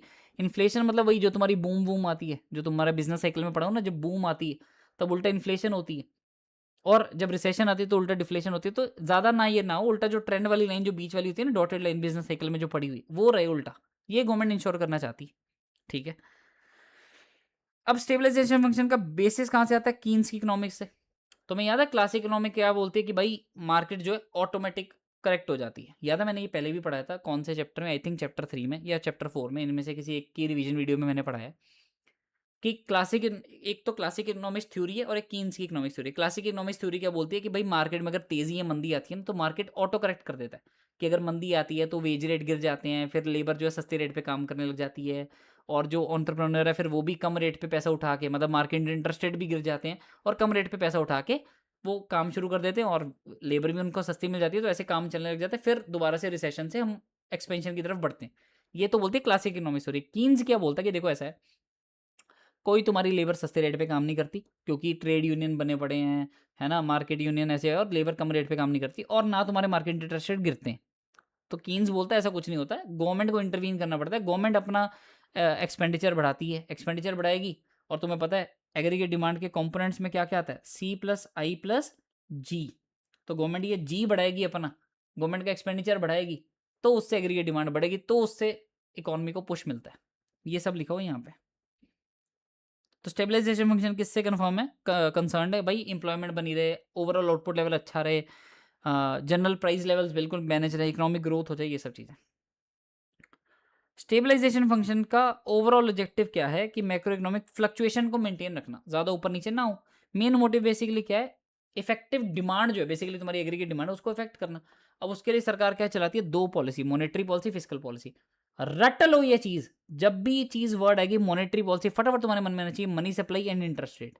और जब भी फिजिकल पॉलिसी वर्ड आएगा तो तुम्हारे मन में आना चाहिए टैक्सेशन एंड एक्सपेंडिचर, बस। तो मॉनेटरी पॉलिसी में सरकार क्या करती है? मनी सप्लाई और इंटरेस्ट रेट को इन्फ्लुएंस करती है, जिससे कंजम्पशन, इन्वेस्टमेंट और आउटपुट प्राइसेस अफेक्ट होते हैं, तो उससे एग्रीगेट डिमांड इफेक्ट होती है। और फिजिकल पॉलिसी में भी सेम चीज, अपने एक्सपेंडिचर को और अपने टैक्सेस को प्लस माइनस करती है। अगर सोचो मार्केट में मंदी चल रही है, गिरा पड़ा है, तो गवर्नमेंट क्या करेगी? टैक्सेस कम कर देगी और एक्सपेंडिचर बढ़ा देगी, ताकि ताकि ऑफ कोर्स, है ना, टैक्सेस कम कर देगी तो लोगों के पास डिस्पोजेबल इनकम ज़्यादा होगी, ज़्यादा खर्चा कर पाएगी, कंजम्पशन एक्सपेंडिचर बढ़ेगा। और एक्सपेंडिचर खुद बढ़ा देगी ताकि गवर्नमेंट का एक्सपेंडिचर जी भी बढ़ जाएगा, तो सी भी बढ़ गया, जी भी बढ़ गया, तो एग्रीगेट डिमांड बढ़ गई। तो इसको हम क्या बोलते हैं? एक्सपेंशनरी फिस्कल पॉलिसी, ठीक है। और दूसरा क्या? इन्फ्लेशन जब चल रही होती है, जब उल्टा मार्केट बढ़ी हुई होती है, तब उल्टा इसका उल्टा कर देती है, ऑफ कोर्स एक्सपेंडिचर कम कर देती है और टैक्सेस बढ़ा देती है कि भाई अब टाइम है, मार्केट में ऑलरेडी पैसा बहुत घूम रहा है, अब टैक्सेस बढ़ाओ ताकि कुछ पैसा चूज के हम अपने पास रख लें, जो बाद में काम आएगा जब मार्केट गिरेगी। और अपना एक्सपेंडिचर कम कर दो, क्योंकि ऑलरेडी मार्केट में तेजी है, सब लोग इन्वेस्ट कर ही रहे हैं, है ना, ठीक है, क्योंकि डिमांड बहुत है और लोग ऑलरेडी प्रोड्यूस कर रहे हैं, ठीक है। इसको हम बोलते हैं कॉन्ट्रैक्शनरी फिस्कल पॉलिसी, जब उल्टा गवर्नमेंट कम कर देती है सब कुछ, कि खर्चा कम कर दो और उल्टा टैक्सेस बढ़ा दो। इसको बोलते हैं कॉन्ट्रैक्शनरी फिस्कल पॉलिसी, गवर्नमेंट अपना रोल कम कर देती है। और जब गवर्नमेंट कहती है नहीं नहीं भाई, अब तो मेरा रोल आ गया, अब तो मेरे को टैक्सेस कम करने हैं और मेरे को खर्चा ज़्यादा करना है, ये कब करती है गवर्नमेंट? रिसेशन के टाइम पे। इसको क्या बोलते हैं? Expansionary fiscal policy. Yes yes, ये डायग्राम मैं अपने व्हाट्सएप की जो मेरी पर्सनल कम्युनिटी जो बनी हुई है सचिन रेजा क्लासेस की, उसमें मैं ये डायग्राम दे चुका हूँ। यस, ठीक है। बजट एंड इकोनॉमिक एक्टिविटी, देखो ऐसा है, इंजेक्शन एंड सेविंग इसमें मेन चीज़ चल रही है क्या? अब देखो डेफिसिट बजट्स होते हैं। डेफिसिट बजट्स क्या होते हैं? जब गवर्नमेंट ने इतना कमाया नहीं जितना खर्चा कर दिया। मान लो उन्होंने टैक्सेस कमाए, टैक्सेस कितने कमाए? 800 रुपये, मतलब जो जो तुम्हारा सर्कुलर फ्लो ऑफ इनकम चल रहा है उसमें जो लीकेज हुए, लीकेज टैक्सेस कमाए 800 रुपये, और गवर्नमेंट ने खर्चा कितना करा? 1000 रुपये। तो इसके लिए 200 रुपये जो उसने नेट इंजेक्शन करी, इसके लिए उसको क्या करना पड़ गया? बोरिंग करनी पड़ गई। बोरिंग से मतलब बोरिंग तो चलो बात की बात है, पहली बात तो उसका बजट डेफिसिट हो गया। डेफिसिट मतलब डेफिसिट बजट कब होता है? जब जितना कमाया नहीं उससे ज़्यादा खर्चा करना पड़ गया। ये क्यों करना पड़ता है? ताकि वो इकोनॉमिक एक्टिविटी को स्टिमुलेट कर सके, मतलब बढ़ावा दे सके। और फिर ये जब बजट डेफिसिट हो जाता है, इसको फाइनेंस करती है, इसको बोलते हैं डेफिसिट फाइनेंसिंग। इसके लिए गवर्नमेंट क्या करती है? बोरोइंग करती है। भाई अब ये 200 रुपये कहाँ से देगी गवर्नमेंट? जेब से थोड़ी देगी, उगा थोड़ी लेगी, पैसे पेड़ पे थोड़ी उगते हैं, तो कहाँ से देगी भाई? बोरो करके देगी, है ना? तो 800 रुपये उसने टैक्सेस से कमाए, 200 रुपये बोरो कर ली और 1000 का खर्चा कर दिया, ताकि इकोनॉमिक एक्टिविटी और हो सके। और सरप्लस बजट कब होते हैं? जब उल्टा तुम्हारे पास रेवेन्यू ज़्यादा होता है और तुम खर्चे कम करते हो। कब करते हो खर्चे कम? जब तुम्हें नॉर्मली इकोनॉमिक एक्टिविटी में तुमने ज़्यादा अपना रोल नहीं निभाना, बेसिकली कॉन्टेक्शनरी फिजिकल पॉलिसी अगर तुम्हें अपनानी है, ठीक है? समरी फटाफट से सेल्फ रीड कर लो, तुम्हें समझ आ जाएगा। और ये भी सेल्फ रीड कर लो लास्ट लाइन, ठीक है? ठीक है, चलो अब ये वाले पार्ट हम बाद में पढ़ेंगे, क्योंकि अब तुम्हारा रोल ज़्यादा कहाँ पे आएगा? चैप्टर 2 में ज़्यादा आएगा। लेकिन तुम ये वाली चीज़ ज़रूर पढ़ लो, सेल्फ रीड कर लो जल्दी से। तीनों एग्जाम्पल क्या तुम्हें समझ आती हैं? कि अगर गवर्नमेंट टैक्स करती है सिगरेट को और सब्सिडाइज करती है एजुकेशन, तो एक गवर्नमेंट कौन सा फंक्शन निभा रही है? Allocation function. क्योंकि उसमें गवर्नमेंट के पास क्या इंस्ट्रूमेंट थे भाई? टैक्सेस बढ़ा दो, एक्सपेंडिचर एक्सपेंडिचर भी बढ़ा दो बेसिकली, और सब्सिडाइज कर दो, ये सब चीज़ें। अगर गवर्नमेंट खर्चा खुद करती है सामने से रिसेशन के टाइम पे, तो ये कौन सा फंक्शन है? अभी तुमने पढ़ा भाई एक्सपेंशनरी फिजिकल पॉलिसी रिसेशन के टाइम पे, तो ये कौन से फंक्शन में आता है? स्टेबलाइजेशन में, अभी पढ़ा। और अगर गवर्नमेंट क्या करती है? प्रोग्रेसिव इनकम टैक्स लगाती है और वेलफेयर पेमेंट खुद करती है, मतलब टैक्सेस बढ़ाती है और खर्चा करती है जनरली, जेनरिक। तो ये किसके लिए कर रही है? रिडिस्ट्रीब्यूशन में। प्रोग्रेसिव मतलब अमीर को टैक्स ज्यादा लगा दिए। यहाँ पे क्या हो रही थी? टैक्स सिगरेट, एक पर्टिकुलर चीज के ऊपर रिसोर्सेज एलोकेट ज्यादा ना हो, इसलिए उसके ऊपर टैक्स लगा दिया सिगरेट के ऊपर, है ना? डीमेरिट गुड्स के ऊपर टैक्स लगा दिया, मेरिट गुड्स को सब्सिडाइज कर दिया। तो ये चीजें क्या? Allocation function.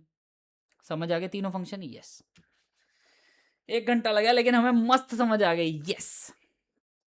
चलो ये जो 3 पेजेस हम आके पढ़ते हैं, पहले हम चैप्टर 2 को खत्म करते हैं। ये हमने पढ़ लिया। यस, मार्केट फेलियर क्या होता है ये। अब मार्केट्स क्यों फेल होते हैं हमने ये पढ़ना है। भाई मार्केट क्यों फेल होते हैं? क्योंकि जो इकोनॉमिक थ्योरी प्रेडिक्ट करती है कि हमें रिसोर्सेज कैसे एफिशिएंटली एलोकेट करने चाहिए, वैसे हम एक्चुअल में लगाते नहीं हैं। जो हम एक्चुअल में चीज़ें प्रोड्यूस कर सकते हैं वो नहीं करते।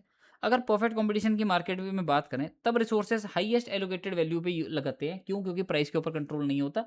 और जो मैंने P is equal to MC वाली चीज़ तुम्हें बता दी, उसी को हम क्या बोलते हैं? परीटो एफिशिएंसी, या जिसको बोलते हैं एलोकेटिव एफिशिएंसी। इसका मतलब क्या होता है कि मान लो एक लैंड है, उस पर या तो वीट ग्रो हो सकती है या राइस ग्रो हो सकती है। अगर उस लैंड को मैं वीट ग्रो करने पे लिए लगा रहा हूँ पूरा, तो राइस वाले परेशान हो गए। अगर मैं राइस बनाने में लगाता हूँ तो वीट वाले परेशान हो गए। अगर मैं एक मिक्स रखता हूँ, तो जिस चीज़ का भी ज़्यादा रख दिया तो दूसरे वाला परेशान होगा। ये सब चीज़ें, तो इसको बोलते हैं परफेक्ट कॉम्पिटेटिव मार्केट, जहाँ पे no individual can be made better off without making someone else worse off. मतलब एक है जो चावल खाता है, एक है जो वीट खाता है।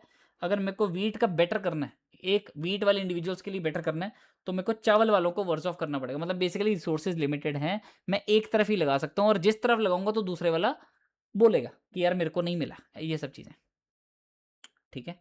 ठीक है, याद करा दूं पेपर एमसीक्यू है, तो इसका मतलब तुम्हें चीज़ें समझ आनी ज़्यादा ज़रूरी है, और तुम्हें कुछ चीज़ें रिटेन करनी पड़ेंगी। कुछ मतलब इनफैक्ट बहुत सारी चीज़ें, वो मैं तुम्हें बताता भी रहूँगा कहाँ का। ठीक है?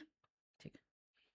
लेकिन वही वजह से मैंने पहले बताया, परफेक्ट कॉम्पिटिशन की जो कंडीशंस रिक्वायर्ड हैं, large number sellers, buyer, homogeneous product, perfect information, ये चीज़ें एक्चुअल में अवेलेबल नहीं है, रियली प्रेजेंट इन रियलिटी। तो इसलिए मार्केट इनको फेल हो जाती है अचीव करने में। तो 4 मेजर कॉजेज कौन से मार्केट फेलियर से? क्यों मार्केट फेल होती है? क्यों मार्केट अच्छे से रिसोर्सेज एलोकेट नहीं कर पाती? क्यों कंप्लीट फेलियर या पार्शियल मार्केट फेलियर होता है? क्यों मार्केट या तो मिस ही हो जाती है? मिस मतलब उस चीज़ बनी ही नहीं। अगर free market private player capitalist के हाथ में छोड़ दिया, तो वो चीज़ बनेगी ही नहीं। जैसे कि प्योर पब्लिक गुड्स बनेगी ही नहीं ना वो चीज़, तो इसलिए गवर्नमेंट को इंटरवीन करना पड़ता है। ये चीज़ है। अब क्यों मार्केट फेल होती है? क्योंकि ये सब चीज़ें फटाफट से पढ़ते हैं। मार्केट पावर वही कि ability to raise the market price of a good without actual में अच्छे से प्रोड्यूस करना। मतलब वो जानबूझ के क्या करेगा, जिसके पास मोनोपोली है वो उल्टा अंडर प्रोड्यूस करेगा और प्राइस ज़्यादा रख देगा, क्योंकि मजे से कमाना चाहता है भाई वो, प्रॉफिट मैक्सिमाइजेशन। अब वो अगर ये प्राइस किसी चीज़ का बढ़ा देगा लेकिन एक्चुअल में प्रोडक्शन ज़्यादा नहीं करेगा, तो इससे क्या होगा? Profit rise from market dominance. उसने जस्ट बिकॉज उसका मार्केट पे कंट्रोल है, प्राइस के ऊपर कंट्रोल है, इसलिए उसने प्रॉफिट कमाया, ना कि एफिशिएंसी, ना कि उसकी एफिशिएंसी से, ना कि उसने इस चीज़ के ऊपर कि भाई अगर मेरे पास रिसोर्सेज के ऊपर मेरा पूरा हक है तो मैं रिसोर्सेज को एफिशिएंटली एलोकेट करूं। नहीं, वो इस चीज़ पे नहीं कमा रहा प्रॉफिट, वो कमा रहा मार्केट डोमिनेंस करके।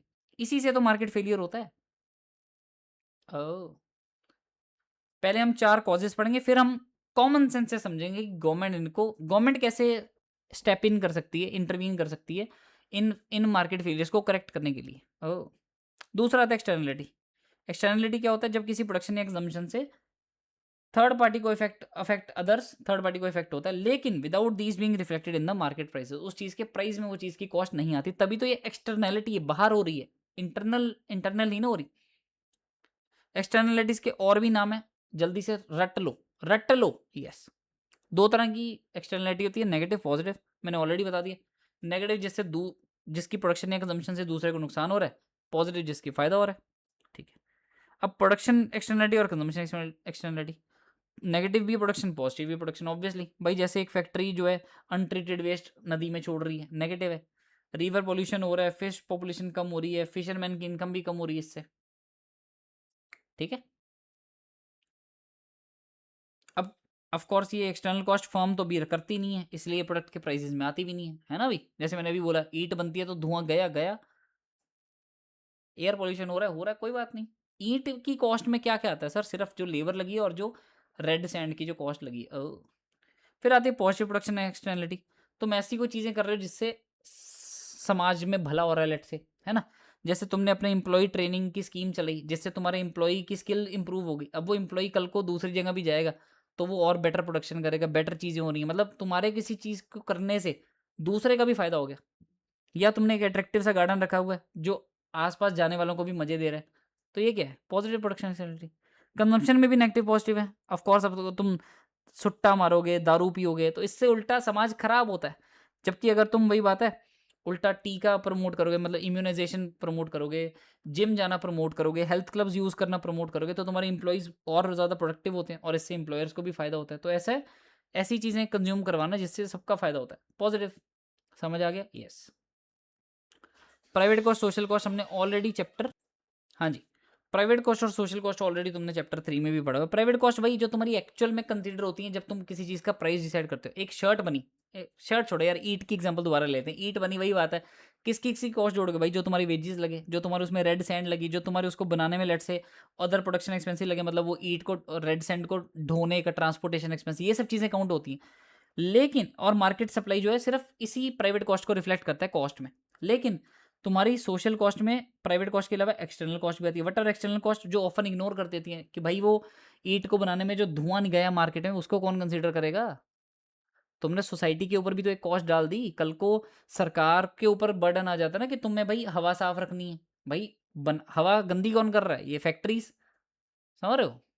ठीक है, अब ये एक्सटर्नलिटीज से मार्केट फेलियर कैसे होता है भाई? देखो ऐसा है, जब एक्सटर्नल कॉस्ट जो है वो इग्नोर कर दी जाती हैं, एक्सटर्नल कॉस्ट एंड बेनिफिट्स भी। अब मान लो पॉजिटिव एक्सटर्नलिटीज भी तो होती हैं, प्रोडक्शन भी, कंजम्पशन भी।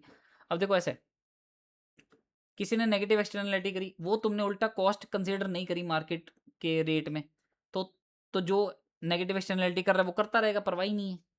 और जो पॉजिटिव एक्सटर्नलिटी कर रहा है, मतलब मान लो कोई ऐसी चीज़ बना रहा है जिससे सबका फायदा हो रहा है, लेकिन उस चीज़ को उसके लिए सफिशिएंट इंसेंटिव नहीं मिल रहा, पैसे ही नहीं मिल रहा, तो वो क्या करेगा? उसका डीमोटिवेट हो जाएगा, वो नहीं करेगा ऐसा। तो एक्सटर्नल कॉस्ट एंड बेनिफिट्स दोनों इग्नोर होते हैं, तो मार्केट प्राइसेस फेल हो जाते हैं रिफ्लेक्ट करना इनके true social cost and benefits. इससे क्या होता है, जो प्रोड्यूसर एंड कंज्यूमर ये इनकरेक्ट सिग्नल मिलते हैं। इससे क्या होगा, जो नेगेटिव एक्सटर्नलिटीज वाली गुड्स हैं वो ओवर प्रोड्यूस होगी और जो पॉजिटिव वाली हैं वो अंडर प्रोड्यूस हो जाएंगी। इससे क्या हो जाता है? Market failure, simple. ठीक है, फिर आ जाती है पब्लिक गुड्स। ये हम ऑलरेडी पढ़ चुके हैं। पब्लिक गुड्स के किसने बोला? देखो, पब्लिक गुड्स को हम क्या बोल सकते हैं? पब्लिक गुड्स, पब्लिक, है ना, पब्लिक गुड्स, पब्लिक गुड्स। तो पब्लिक गुड्स, पब्लिक गुड्स, घटिया सा एक मेमोरी टेक्निक थी, याद रही तो अच्छी बात है। पब्लिक गुड्स किसने दी थी? पॉल एस एम्युल्सन ने। ठीक है, ऐसा कलेक्टिव कंजम्पशन गुड या सोशल गुड जो सबके काम आती है ना, ये सब हम पढ़ चुके हैं। प्राइवेट गुड्स भी, पब्लिक गुड्स भी कौन सी होती हैं, फ्री राइडर प्रॉब्लम क्या होती है, सब पढ़ चुके हैं।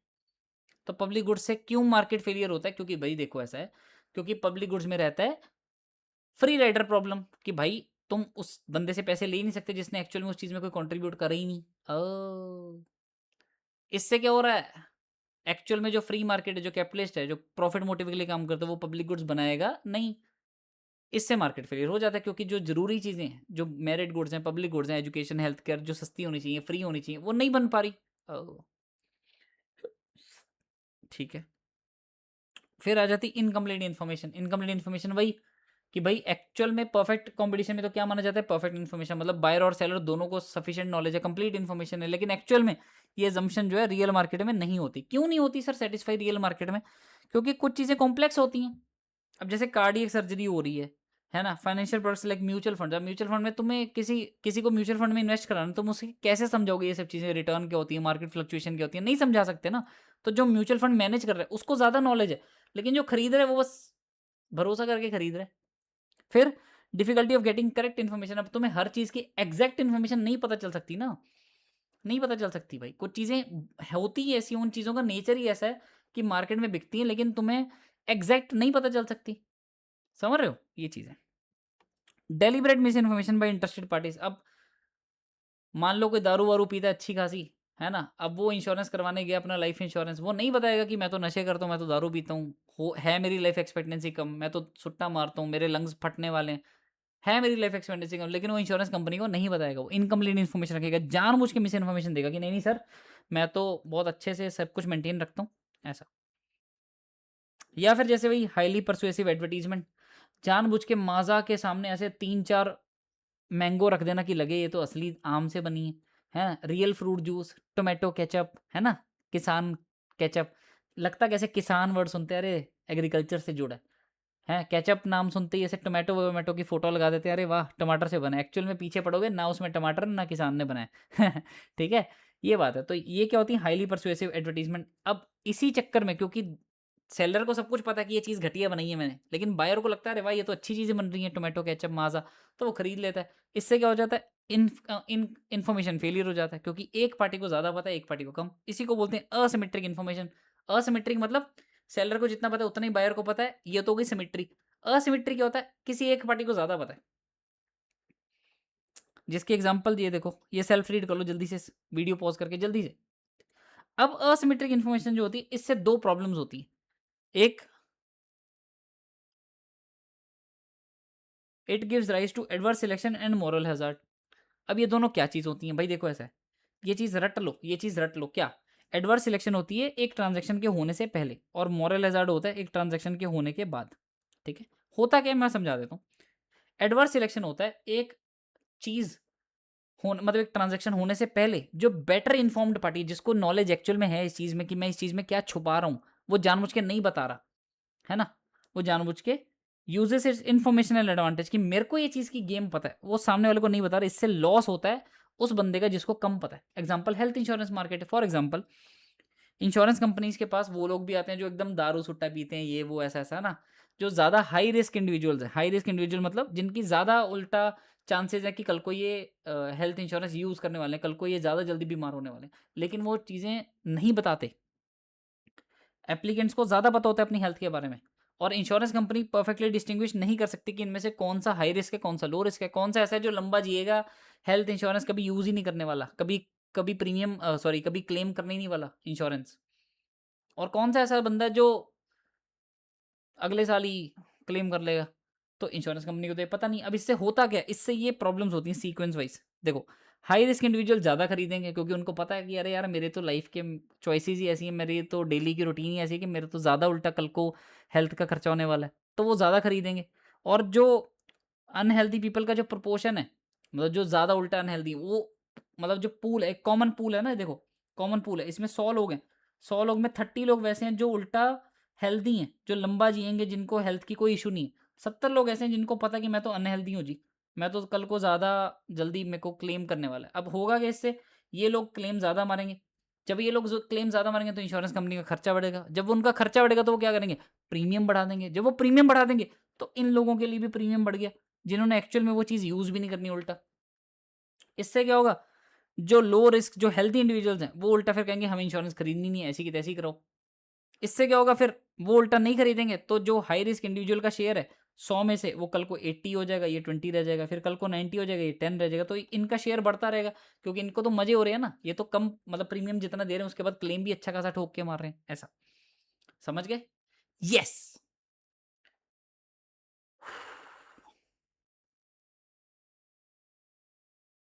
तो एक्सट्रीम केसेस में क्या होता है, इंश्योरेंस इतनी ज़्यादा महंगी हो जाती है कि मार्केट एकदम श्रिंक हो जाती है, मार्केट खत्म ही हो जाती है। इसी को बोलते हैं मिसिंग मार्केट, कि फिर वो प्राइवेट कंपनी प्रोड्यूस ही नहीं करना चाहती कि भाई उल्टा उल्टा हमें नुकसान ही हो रहा है ना। इसी को बोलते हैं kind of lemon problem in a used car market. Used car market की एग्जांपल दे रहा हूँ लेमन प्रॉब्लम में। लेमन प्रॉब्लम होता क्या कि मान लो वही बात है, एक मार्केट है जिसमें कितनी खड़ी हैं, 100 गाड़ियाँ, ठीक है। 100 गाड़ियाँ खड़ी हैं जिसमें ऐसे मान लो 50 अच्छी हैं, 50 बेकार है। अब ये चीज़ किसको पता है भाई, जो गाड़ी बेच रहा है, ओनर जो है, ठीक है। अब ये जो अच्छी गाड़ियाँ हैं, इनकी एक्चुअल में वैल्यू कितनी बनती है, 5 लाख एक्चुअल में, क्योंकि अच्छी गाड़ी है, एक्चुअल में 5 लाख बनती है इसकी वैल्यू। और जो बेकार गाड़ियाँ, जो उल्टा उसमें कोई ना कोई प्रॉब्लम है, कुछ ना कुछ एक्सीडेंटल पीस है या घटिया उसका इंटीरियर बेकार है, कुछ ना कुछ प्रॉब्लम है, उसकी एक्चुअल में वैल्यू कितनी बनती है, 3 लाख। अब क्योंकि ये चीज़ें तो सेलर को पता है, तो जब चीज़ OLX में बिक रही है, मार्केट में बिक रही है, तो ये कितने की बिकेगी, एक एवरेज वैल्यू पे बिक जाएगी, 4 लाख। 4 लाख की गाड़ी बिक रही है जी, एवरेज एवरेज, ठीक है, एवरेज 4 लाख पे बिक रही है। अब जो 3 लाख वाले, इसके तो मजे हैं, ये तो और लोग आएंगे कि भाई 50 के कल को 60 होंगे, 60 के 70 होंगे, कि हम तो भाई और गाड़ियां लेके आएंगे हमारी बेकार वाली। और जिनकी अच्छी गाड़ी हैं वो क्या करेंगे, वो उल्टा चले जाएंगे कि भाई हमारी हमारी जितनी कार की वैल्यू, उससे हमें कम वैल्यू मिल रही है, हम तो जा रहे हैं, हमें नहीं बेचना। तो यूज कार दो तरह की हो सकती है, गुड क्वालिटी, पुअर क्वालिटी। अब क्योंकि ट्रू क्वालिटी उस कार की किसको पता होती है, सेलर को, बायर को नहीं पता होती। तो इससे क्या होता है, इस अनसर्टेनिटी से बायर जो है वो एवरेज क्वालिटी के बेसिस पे पैसे देने को तैयार है। बायर तो बोलेंगे भाई 4 लाख ले लो, हमें तो एवरेज जो क्वालिटी। इससे क्या होगा, जो गुड क्वालिटी के ओनर्स हैं, जिनकी 5 लाख की गाड़ी 4 लाख में बिक रही है, उनके लिए प्राइस बहुत कम ऑफर हुआ, तो वो चले जाएंगे, वो विड्रॉ कर लेंगे मार्केट से। और लो क्वालिटी कार्स फिर ज़्यादा रह जाएंगी बिकने को। इससे एवरेज क्वालिटी ऑफ कार्स और ज़्यादा गिर जाएगी। इसको बोलते हैं लेमन्स प्रॉब्लम। और लेमन्स किसको बोलते हैं, पुअर क्वालिटी कार्स को, कि भाई एक जैसे ठेला होता है ना, उस पर खराब लेमन ज़्यादा रह जाते हैं, फिर ये लॉजिक है, ठीक है। दूसरा क्या है जी, ये तो क्या एडवर्स सिलेक्शन, जो एक ट्रांजैक्शन होने के पहले होती है। दूसरा क्या है, मॉरल हैजार्ड। मॉरल हैजार्ड क्या होता है, ट्रांजैक्शन होने के बाद, कि मैंने खरीद ली इंश्योरेंस, मैंने खरीद ली कार इंश्योरेंस। और मैं तुम्हें सच में बता रहा हूँ, मेरा एक फ्रेंड है, ये ट्रू स्टोरी, उसने मेरे को खुद बताया कि सचिन, मैं ना जब कार इंश्योरेंस लेता हूँ तो मैं क्या करता हूँ, एक इंश्योरेंस तो 1 साल के लिए होती है, तो जैसे ही इंश्योरेंस का आखिरी वाला महीना चल रहा होता है, मेरे को पता है कि यार अब मेरी गाड़ी तो ठुकी नहीं, और मेरा पूरे साल का इंश्योरेंस प्रीमियम जा चुका है, और मेरे को पता है कि अगर क्लेम मैंने लिया नहीं, तो जितना मैंने प्रीमियम दिया वो सब बेकार। तो वो क्या करता है, ठोक देता है। कहता है कि यार देखो ऐसा है, 1500 के फाइल चार्जेस लगते हैं, मैं पे कर दूंगा, इसी बहाने मेरा पार्ट नया लग जाएगा 20,000 रुपये का, और इंश्योरेंस कंपनी खर्चा भरे, मेरा क्या जाता है। इसको बोलते हैं, ये जो इसको बोलते हैं मॉरल हैजार्ड, कि तुम मॉरली गलत सोच लेके चल रहे हो। क्यों, क्योंकि तुम्हें पता है ना कि कॉस्ट कौन बियर करने वाला, कोई तीसरा बंदा। ये बात है। तुम्हारा रिस्कियर या लेस रिस्पॉन्सिबल बिहेवियर हो जाता है आफ्टर मार्केट ट्रांजेक्शन। क्यों, क्योंकि तुम्हें पता है कि जो उसकी कॉस्ट है, जो कॉन्सिक्वेंसेज हैं, वो कौन बियर करने वाला है, entirely borne by other party. तुम्हें पता ना, इंश्योरेंस बियर करेगी, ठीक है।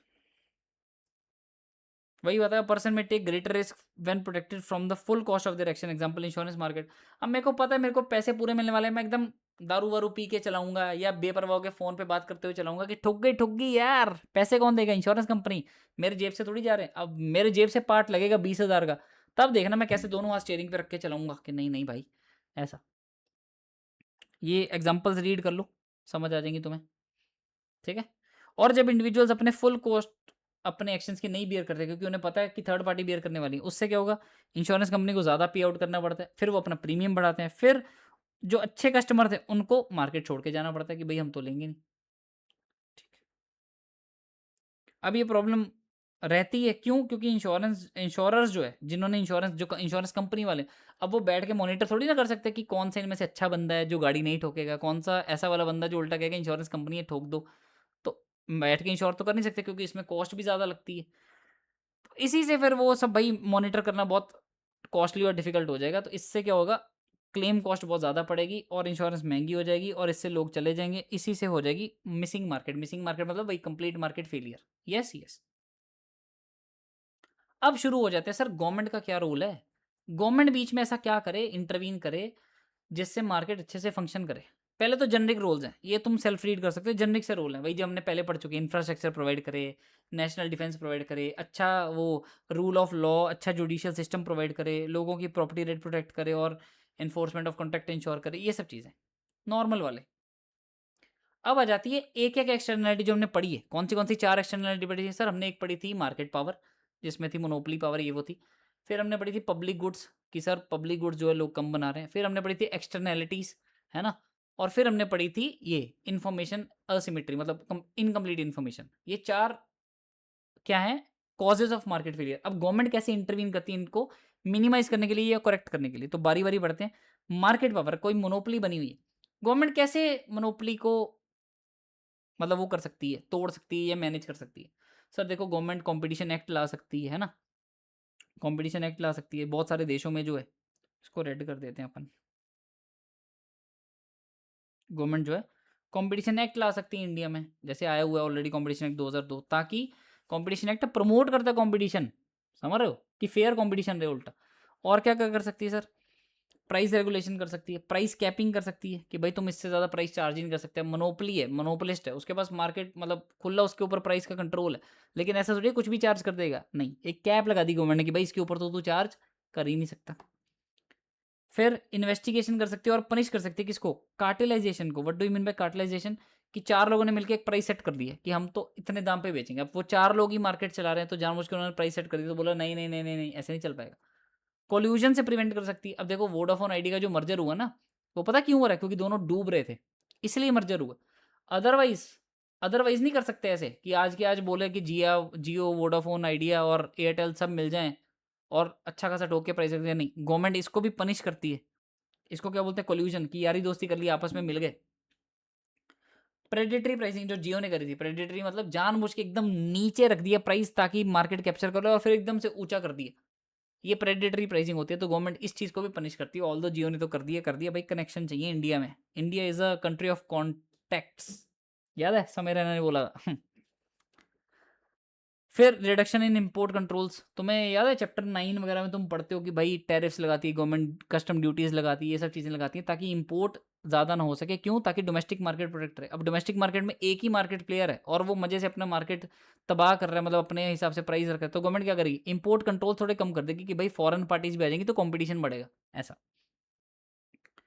नेशनलाइजेशन वेयर नेसेसरी, गवर्नमेंट खुद ओनरशिप ले लेती है, जो जो चीज़ें प्राइवेट लोगों के हाथ में, वो खुद ही ले लेती है कि नहीं भाई।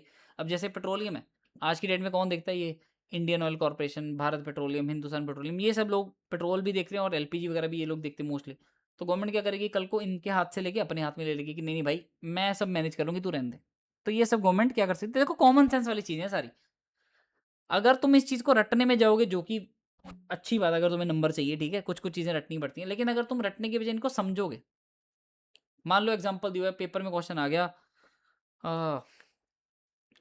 Government has prevented 4 major companies who have collectively 80% market share to collude या to form a cartel. This helped in what? This helped in solving what type of cause of market failure? तो of course तुम बोलोगे भाई क्या, externality, क्या, बताओ ना, बताओ भाई, मार्केट पावर, ये बात है, समझ आ गई, यस। लेकिन हाँ ये भी बात है कि भाई देखो ऐसा है, गवर्नमेंट इनोवेशन को भी नहीं रोकना चाहती ना। अब किसी ने कोई चीज़ खुद इन्वेंट करी है, नई चीज़ करी है, वो खुद ही उस चीज़ का मालिक बनना चाहता है, तो गवर्नमेंट पेटेंट और कॉपीराइट देती भी है कि नहीं नहीं ठीक है यार, तू इसका मालिक है, तू इसको अपने हिसाब से बेच। तो इसलिए गवर्नमेंट इनोवेशन भी करती है और परमिट करती है, रेगुलेट करती है नेचुरल मोनोपोली। किसी ने नेचुरल कोई प्रोडक्ट इन्वेंट कर दिया, नेचुरल अपनी मेहनत से उसको मिला है, किसी के गोडाउन में, गोडाउन बोल दिया, किसी के बैकयार्ड में कुल्हाड़ी मारी, नेचुरल पेट्रोल का फुवारा निकला, भाई नेचुरल तुम्हारी है तो है, बेचो आराम से, ऐसा। इसके एग्जांपल मतलब electricity, gas, water supply services, कि ठीक है यार तुम्हारी नेचुरल है तो कोई बात नहीं। और गवर्नमेंट कुछ चीज़ों इसलिए प्रमोट करती है क्योंकि कुछ प्राइवेट कंपनी एक्चुअल में लोअर कॉस्ट पे भी काम कर सकती हैं। जैसे रेलवेज जो है ना, उसने बहुत सही करा हुआ है, गरीबों के लिए मस्त एक स्लीपर क्लास 100 रुपये की टिकट लगती है 500 किलोमीटर ट्रैवल करने के लिए, सिर्फ 100 रुपये। और गरीब अमीरों जिसको अच्छी सर्विस लेनी, 1000 की टिकट ले लो भाई, ऐसा। Government intervention to correct externality, market power समझ आएगी कैसे करेक्ट करेगी गवर्नमेंट, कैसे करेक्ट करेगी भाई, मर्जर्स को कंट्रोल करेगी कि भाई तुम ज़्यादा एक्विजिशन ना कर सको, ज़्यादा आपस में कोल्यूड ना करो, है ना।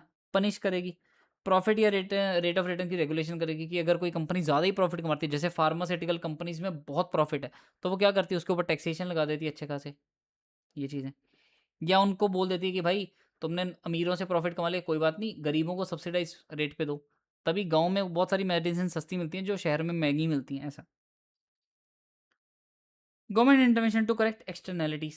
अब देखो ऐसा है, एक्सटर्नैलिटीज़ को अगर इंटरनलाइज़ कर दिया जाए कि मतलब उसकी जो तुम्हारी जो एक्सटर्नल कॉस्ट है, जो एक्सटर्नलाइज़ेशन में एक्सटर्नल कॉस्ट पड़ रही है कि तुमने छोड़ दिया धुआँ बाहर आराम से, उसको अगर गवर्नमेंट ने पकड़ लेगी, नहीं, नहीं भाई धुआँ भी अब तेरी ही कॉस्ट बनेगी, इसको तू ही सँभाल, तो क्या होगा? तो फिर मतलब तभी उसका मार्केट फेलियर करेक्ट होगा, तभी वो जो कॉज़ करती है मार्केट फेलियर जो एक्सटर्नैलिटी उसको रोका जाएगा। ठीक है, ठीक है? हाँ, एक्सटर्नैलिटी इंटरनली कैसे होती है? By creating when those creating it, जो एक्सटर्नैलिटी कॉज़ कर रहे हैं, जो वो धुआँ जो चिमनी से धुआँ जो निकाल रहे हैं, जो फैक्ट्रीज़ निकाल रही हैं, उनकी जो एक्सटर्नल कॉस्ट पड़ रही है कि भाई उनको थोड़ी ना बियर करनी पड़ती है, सोसाइटी बियर करती है। उसके जो एक्सटर्नल कॉस्ट या बेनिफिट्स हैं, उसको अकाउंट फॉर करवा दिया जाए जब वो डिसीज़न लेंगे, मतलब उनकी कॉस्ट का पार्ट बना दिया जाए। अब इसके लिए गवर्नमेंट नेगेटिव देखो, पॉजिटिव एक्सटर्नैलिटी को तो उल्टा बढ़ावा देना चाहती है, तो इंटरवीन किसके लिए करेगी? नेगेटिव एक्सटर्नैलिटी के लिए, उसको कंट्रोल करने के लिए। इसके लिए गवर्नमेंट 2 अप्रोच यूज़ करती है। एक है डायरेक्ट अप्रोच कि भाई मैं ही सीधा तेरे को डिसीज़न बता देती हूँ कि ये चीज़ बनेगी या ये चीज़ नहीं बनेगी या ये चीज़ कितनी बनेगी, बस। फॉर एग्जांपल इमिशन स्टैंडर्ड लगा दिए, इमिशन होता है लाइक धुआं जैसे निकलता है, तो उसके ऊपर एक स्टैंडर्ड लगा दिया कि भाई दिन में लेट से सिर्फ 4 घंटे ही चिमनी से धुआं निकल सकता है, उसके अलावा नहीं तुमने प्रोडक्शन करनी, तो ऐसे स्टैंडर्ड फिक्स कर दिए। ठीक है, और पेनल्टी लगा दी अगर तुमने वायलेट कर दिया, तो ऐसे पूरा ऐसे डिक्टेटरशिप की तरह रोब लगा के पूरा ऐसे मॉनिटर करते हुए कि हम देखेंगे भाई तू कितना ये चीज़ प्रोड्यूस करता है। लाइसेंसिंग दे दी, है ना, कि जैसे नेगेटिव एक्सटर्नैलिटी दारू पीने से होती है, तो उसको लाइसेंस दे दिया कि भाई लाइसेंस जिसके पास लाइसेंस है वही बेच सकता है। ठीक है, प्रोडक्शन के कोटास बना दिए कि ये चीज़ इतनी ही बनेगी, जैसे मैंने अभी बोला कि ईंट जो है सिर्फ 4 घंटे ही बनेगी, ऐसा। हार्मफुल प्रोडक्ट्स और सर्विसेज को बैन ही लगा दिया सीधा, मतलब गवर्नमेंट डायरेक्टली घुस रही है, direct command and control measure, direct control लगा रही है कि ये चीज़ें ऐसे ही बनेंगी, इतनी ही बनेंगी, इतने देर तक ही बनेंगी, इतने लोगों तक ही जाएंगी, मतलब ऐसे हर चीज़ के ऊपर एक कमांड लगा दी कि हम देखेंगे भाई। Mandatory installation of pollution control devices, environment law and stand लगा दिया, rules on tobacco advertisement package and labelling कि भाई नेगेटिव एक्सटर्नलिटी होती है ना सिगरेट पीने से, तो सिगरेट की डब्बी ऊपर लिखो कि ये जानलेवा है, लिखो, ये सब चीज़ें। ये तो हो गया एक अप्रोच जिसमें गवर्नमेंट खुद शेर बन के एकदम कंट्रोल करती है कि भाई ये चीज़ करनी है, ये चीज़ नहीं करनी, कितनी करनी है, कैसे करनी है, सब बताती है। दूसरा क्या है, मार्केट बेस्ड पॉलिसी, कि गवर्नमेंट बोलती है देखो ऐसा है, हम एक एक बंदे को मॉनिटर कर सकते हैं क्या? नहीं रे, तो क्या करेंगे, एक स्टैंडर्ड पॉलिसी लगा देंगे, स्टैंडर्ड पॉलिसी लगा देंगे। वैसे तो उल्टा ये मॉनिटर करना ज़्यादा मुश्किल है, बट एनीवे एक पॉलिसी लगा दी। पॉलिसी कैसे लगा दी कि जैसे पोल्यूशन के ऊपर टैक्स लगा दी, इसको बोलते हैं पिगोवियन टैक्सेस। पिगोवियन का मतलब मेन लॉजिक क्या रहता है कि जो करेगा वही भरेगा। पोल्यूशन के ऊपर टैक्स कैसे लगा दिया, मतलब कि भाई देख ऐसा है, तूने जितनी ईंटें बनानी है बना, तूने जितनी देर प्रोडक्शन करनी है करता रहे, लेकिन जितना तेरा धुआं निकलता रहेगा, फॉर एग्जाम्पल पर घंटे के हिसाब से हम तेरे से इतना टैक्स लेंगे। ठीक है, टैक्स इंपोज कर दिया सर्टेन एक्टिविटीज के ऊपर जो पोल्यूशन जनरेट करती हैं। तो इसका इसका प्रिंसिपल क्या है कि जो पोल्यूट करता है वही पे करेगा, बात खत्म, सोसाइटी के ऊपर कॉस्ट जाएगी नहीं। जो कॉस्ट एक्सटर्नल है उसको इंटरनलाइज कर दिया, तो इससे प्राइवेट कॉस्ट बढ़ जाएगी, क्योंकि अब वो जो चीज़ एक्सटर्नल कॉस्ट थी पहले वो तुम्हारी प्राइवेट कॉस्ट बन गई, अब तुम्हें वो भी बियर करनी पड़ेगी। तो इससे उसकी प्रोडक्शन और कंजम्पशन दोनों कम होगी। अगर वो तुम्हारी प्राइवेट कॉस्ट का पार्ट बढ़ गई तो तुम उसको महंगा बेचोगे तो उसकी कंजम्पशन भी कम हो जाएगी, और तुम्हें भी क्योंकि उसकी कॉस्ट बढ़ रही है तो तुम प्रोड्यूस भी कम करोगे। ओह, समझ गए? यस।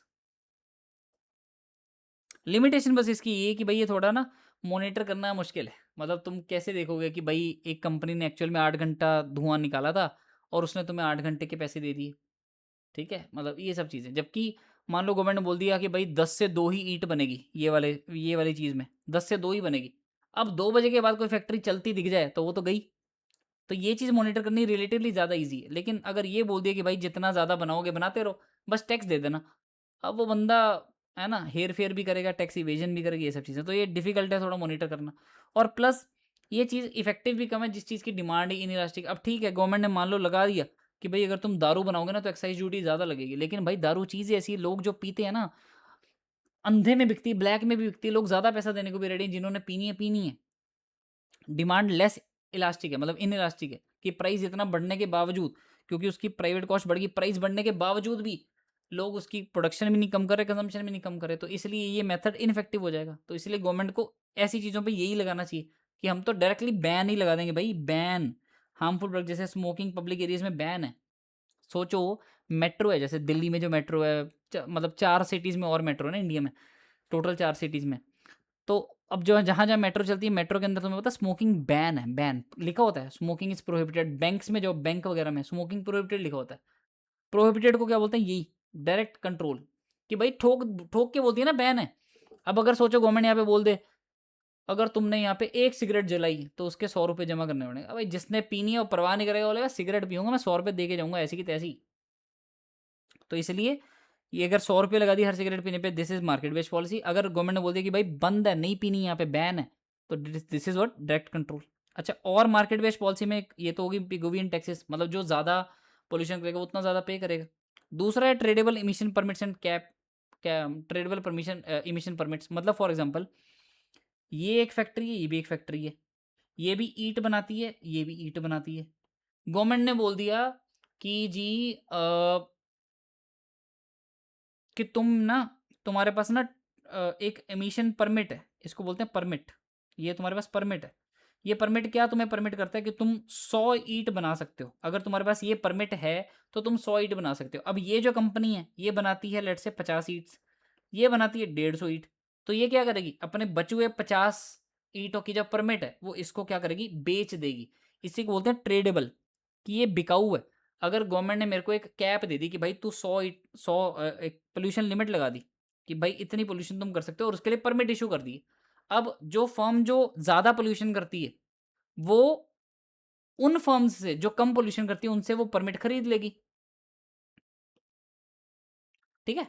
एडवांटेजेस क्या है भाई, कॉस्ट इफेक्टिव, क्योंकि देखो पोल्यूशन तो होना ही है। जिसने 150 करना है उसने ज़्यादा पोल्यूशन करना है, जिसने जिसने कम पोल्यूशन करना है वो उसको कम खर्चा पड़ रहा है और उसको उल्टा इनकम भी हो रही है परमिट बेच के, और जिसने ज़्यादा पोल्यूशन करना है वो ज़्यादा पे करेगा, तो जायज़ भी होगी चीज़।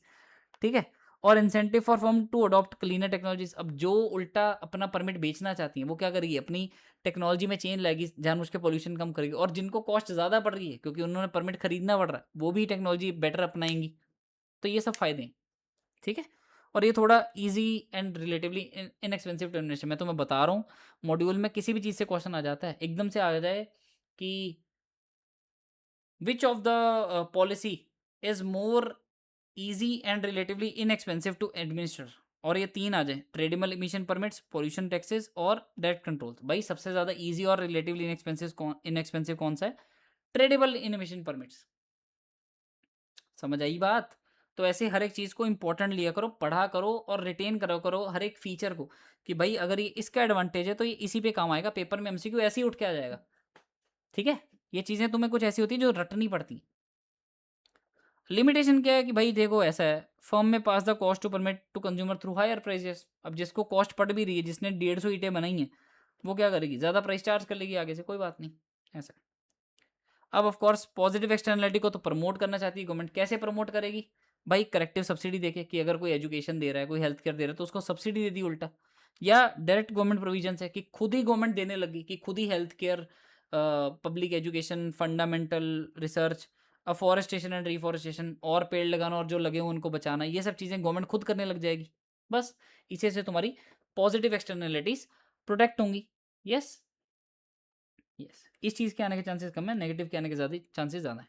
चलो, मेरिट गुड्स में गवर्नमेंट कैसे इंटरवीन करेगी? सर पहली बात तो इंटरवीन क्यों करेगी मेरिट गुड्स, ताकि ज़्यादा बने, है ना? ज़्यादा बने, गवर्नमेंट यही चाहेगी ना कि ज़्यादा बने। और ये मेरिट गुड्स जो ऑफन अंडर प्रोड्यूस और अंडर कंज्यूम होते हैं, तो गवर्नमेंट क्या करेगी भाई, भाई सोशल वेलफेयर इससे कम हो रहा है, क्यों? क्योंकि अंडर प्रोड्यूस और अंडर कंज्यूम हो रहा है। तो सोशल वेलफेयर बढ़ाने के लिए गवर्नमेंट इनको और प्रोड्यूस कराएगी और कंज्यूम करवाएगी। तो क्या-क्या कर सकते हैं, मतलब मेरिट गुड्स की एग्जांपल क्या है? Education, health care, housing. और देखो समझो, कुछ मेरिट गुड्स पब्लिक गुड्स होती है, मतलब कुछ चीज़ें ओवरलैप करती हैं, कि कोई चीज़ मेरिट गुड्स भी हो सकती है, पब्लिक गुड्स भी होती है। मेन चीज़ क्या है, डिफरेंस कहाँ है? मेरिट गुड्स वो चीज़ें हैं जो सोसाइटी चाहती है और बने, और हो सकता है वो किसी एक को भी फ़ायदा हो रही हो। जैसे for example free free girl child education, कि जो लड़की हैं उनको फ्री एजुकेशन मिल गई। अब जिसके घर में लड़की है उसको फ़ायदा हो रहा है, लेकिन इन जनरल भी समाज को फ़ायदा हो रहा है ना। समाज चाहता है कि और बने ऐसी चीज़ें, और फ्री एजुकेशन प्रोवाइड करो। और पब्लिक गुड जैसे पार्क हो गया, कि भाई जिसमें तुम पब्लिक गुड की मेन चीज़ क्या है ध्यान रखने वाली, कि जिसमें तुम एक्सक्लूड नहीं कर सकते उन लोगों को जो पे कर रहे हैं और उन लोगों को जो पे नहीं कर रहे। मतलब नॉन राइवलरी है, ना तेरे बाप की ना मेरे बाप की। जितनी तू यूज़ कर रहा है उतनी मैं यूज़ कर रहा हूँ, ना मेरे कंजम्पशन करने से तेरी कंजम्पशन कम हो रही है। जैसे स्ट्रीट लाइट, सबका फायदा हो रहा है कलेक्टिवली, ऐसा। ठीक है। तो मेरिट गुड्स में जैसे education, health care, housing, fire protection, waste management, ऐसा। ठीक है। अब गवर्नमेंट कैसे मेजर लेगी टू प्रमोट मेरिट गुड्स? भाई एट द एंड तो गवर्नमेंट प्रमोट करना चाहती है ना इनको। कंपलसरी कंजम्पशन, जैसे होता है ना, 2 बूंद जिंदगी की, पोलियो। और पोलियो फ्री में ड्रॉप। और अभी आज की डेट में तो तुम्हें, आज के बच्चों को तो पता ही नहीं होगा पोलियो क्या होती है। तुम्हें तो आई थिंक 2005 या 8 के बाद तो बंद ही कर दी थी सरकार ने पिलानी। मैं तो 2001 बॉर्न हूँ, तो हमें तो भाई 2 बूंद पोलियो की मैंने तो पी है। ठीक है। तो ऐसी कुछ चीज़ें जो है, एक वो भी होता था 5 साल की उम्र में, फिर 10 साल की उम्र में टीके लगते थे, हर 5 साल बाद टीके लगते थे। तो वो चीज़ें, ये चीज़ें सरकार क्या करती है, कंपल्सरी कंजम्पशन की, हर एक बच्चे को पोलियो ड्रॉप पिलानी ही पिलानी है, हर एक बच्चे को लेट से फ्री एजुकेशन देनी है 6 से 14 साल के बच्चे को, ऐसा कंपल्सरी कंज्यूम करवाएगी सरकार। और क्या करेगी, सब्सिडीज देगी, डायरेक्ट गवर्नमेंट प्रोविजन कर देगी कि खुद ही देने शुरू कर देगी कि एजुकेशन हेल्थ केयर हम ही देते हैं, हम ही सरकारी स्कूल खोल लेते हैं, हम ही सरकारी हॉस्पिटल खोल लेते हैं, ये सब चीज़ें। रेगुलेशन कर देगी, जैसे कि भाई कंपल्सरी इंश्योरेंस कर दिया ना, सीट बेल्ट लगाना, चलान चलान कर दिया। चलान क्या, एक सजा है। सजा क्यों है, ताकि मेरिट गुड्स जो कि तुम्हारी सीट बेल्ट लगाने की आदत है उसको प्रमोट कर सकें। Safety, basically use of helmets and seat belt, इसको इसको गवर्नमेंट ने रेगुलेशन में डाल दिया। अब ये भी चीज़ें ध्यान रखनी पड़ेंगी, पेपर में ऐसे ही आएगा मुंह उठा के।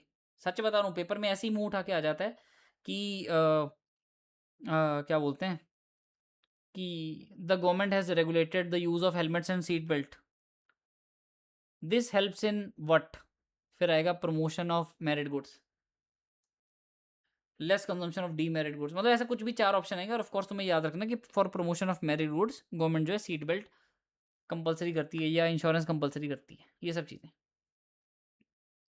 गवर्नमेंट डी मेरिट गुड्स में कैसे इंटरवीन करेगी सर? ऑफ कोर्स इनको बैन कराएगी या फिर रेगुलेट कराएगी, या फिर इनकी वही बात है, क्या क्या करेगी भाई, कंप्लीट बैन कर सकती है। एग्जाम्पल क्या भाई, सिगरेट, अल्कोहल, वही डी मेरिट गुड्स जो सोसाइटी चाहती है कम बने, कम बने, कम बने। ये देखो, ये पढ़ लो एक बार, सेल्फ रीड कर लो। अब गवर्नमेंट इंटरवेंशन नीडेड क्यों है भाई? जैसे मेरिट गुड्स अंडर प्रोड्यूस और अंडर कंज्यूम थी, डीमेरिट गुड्स क्या है, over produce and over consume. अब गवर्नमेंट कैसे मेजर लेगी सर? या तो कंप्लीट बैन लगा देगी कि बनाना ही नहीं है, या अवेयरनेस फैलाएगी कि भाई सुट्टा मत पियो, बेकार चीज़ है, या पैड खरीदो, अच्छी चीज़ है, ऐसा मेरिट गुड्स होगी वैसे पैड तो, है ना। फिर रिस्ट्रिक्शन एंड एडवर्टाइजिंग कि भाई गुटका वुटका ज़्यादा प्रमोट नहीं करना, लेकिन विमल तो चलता है, बोलो जुबान केसरी। मार्केट रेगुलेशन लगा दी कि भाई इस चीज़ की एक्सेस बहुत लिमिट कर दी। जैसे स्टिंग जो कोल्ड ड्रिंक है ना, स्टिंग रेड कलर वाली, उसके पीछे लिखा हुआ है कि not for children, not safe for children लिखा हुआ है। ठीक है। तो ऐसे एक्सेस लिमिट कर दी कि भाई चिल्ड्रन और बच्चों से दूर रखे। जैसे तुम्हें पता है, अगर तुम्हें ठेके पे जाओगे, तो अगर तुम 18 साल से कम हो, इनफैक्ट मतलब लीगल एज तो 21 है, 21 से कम हो तो वो तुम्हें दारू नहीं देते, आधार कार्ड मांग लेते हैं वो। अगर तुम 18 साल के भी हो, वो बोलेंगे आधार कार्ड दिखा, 18 साल का है, नहीं मिलेगी दारू, जा। तो ऐसे एक्सेस लिमिट कर देते हैं। वो बात अलग है कि चलो लोकल जगह पे तो बिक जाता है सब कुछ, बट चलो फिर भी। हाई टैक्सेस, भाई जो बेकार चीज़ें उनके ऊपर गवर्नमेंट ज़्यादा क्या करेगी, टैक्स हाई लगा देगी। हाई टैक्सेस लगेंगे तो लोग, कॉस्ट बढ़ेगी, प्राइवेट कॉस्ट बढ़ेगी, और लोग कम कंज्यूम करेंगे और प्रोडक्शन भी कम होगी, ऐसा। मिनिमम प्राइस कंट्रोल लगा दिए गवर्नमेंट में, set a minimum price below which the product can not be sold. जानबूझ के ना एक अच्छा सा हाई प्राइस रख दिया कि भाई एक मिनिमम प्राइस, कि मान लो दारू है, 100 रुपये से कम बिक ही नहीं सकती, ताकि जो उल्टा गरीब बंदा जो 50 रुपये का देसी पौवा खरीदता है, 40 का खरीदता है, 60 का खरीदता है, वो खरीद ही ना पाए। ऐसे मिनिमम प्राइस जानबूझ के सेट कर देगी। तो ये सब चीज़ें करेगी गवर्नमेंट। लिमिटेशन क्या, कि एक तो ऐसी चीज़ें की डिमांड जो है इनइलास्टिक होती है। वही बात है कि तुम प्राइस बढ़ा भी दोगे, जिसने खरीदना है भाई वो खरीदता है, डिमांड पे फर्क पड़ता नहीं है। और दूसरा लिमिटेशन क्या है, कि फिर भाई अगर तुम बैन लगाओगे चीज़ों पे तो क्या होगा, इलीगल और ब्लैक मार्केट बन जाएगी। जैसे तुम्हें पता ना, Gujarat, Gujarat is a dry state. What do mean by dry state sir? जहाँ पे दारू बैन है, it is known as dry state. Government बोल दिया, गुजरात ड्राई स्टेट है, लेकिन क्या वहाँ पे लोग दारू नहीं पी रहे? भाई पीने वाले पी रहे हैं, ब्लैक में बिकता है ना सब कुछ, ऐसा। पटाखे बैन हो गए थे बीच में, लेकिन पटाखे ब्लैक में बिकते हैं दिवाली के टाइम पे, कोई दिक्कत नहीं है, ठीक है, ये चीज़ है। पब्लिक गुड्स में गवर्नमेंट क्या करेगी भाई? पब्लिक गुड्स में देखो प्रॉब्लम क्या है, main free rider problem.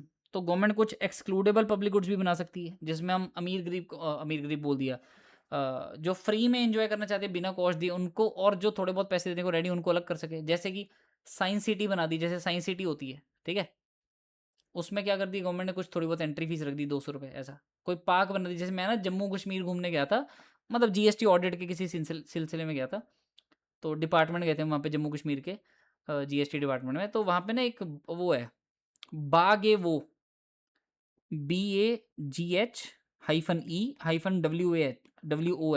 Google पे सर्च कर लेना। बड़ा अच्छा सा एक पार्क मेंटेन करा हुआ है।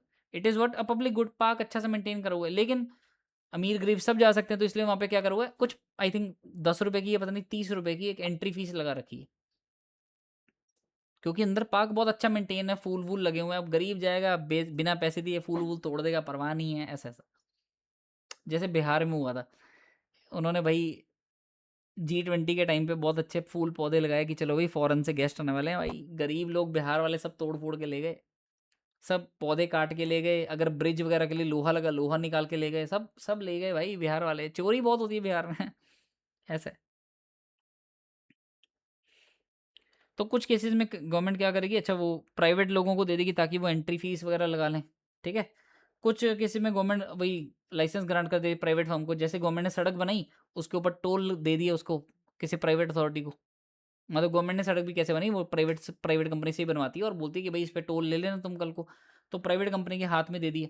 अब पब्लिक वेलफेयर तो हो ही गया ना, सड़क तो अच्छी तुम्हें साफ बन गई, ठीक है, तुम्हें कुछ पैसे देने पड़ गए, तभी तो एक्सक्लूडेबल पब्लिक गुड्स गवर्नमेंट बनाएगी कि भाई अमीर गरीब थोड़ा टोल देके जाए 50-60 रुपए, तो इसी से हमारी जो इतनी लाखों करोड़ों की कॉस्ट जो लगी है वो कवर हो सकती है।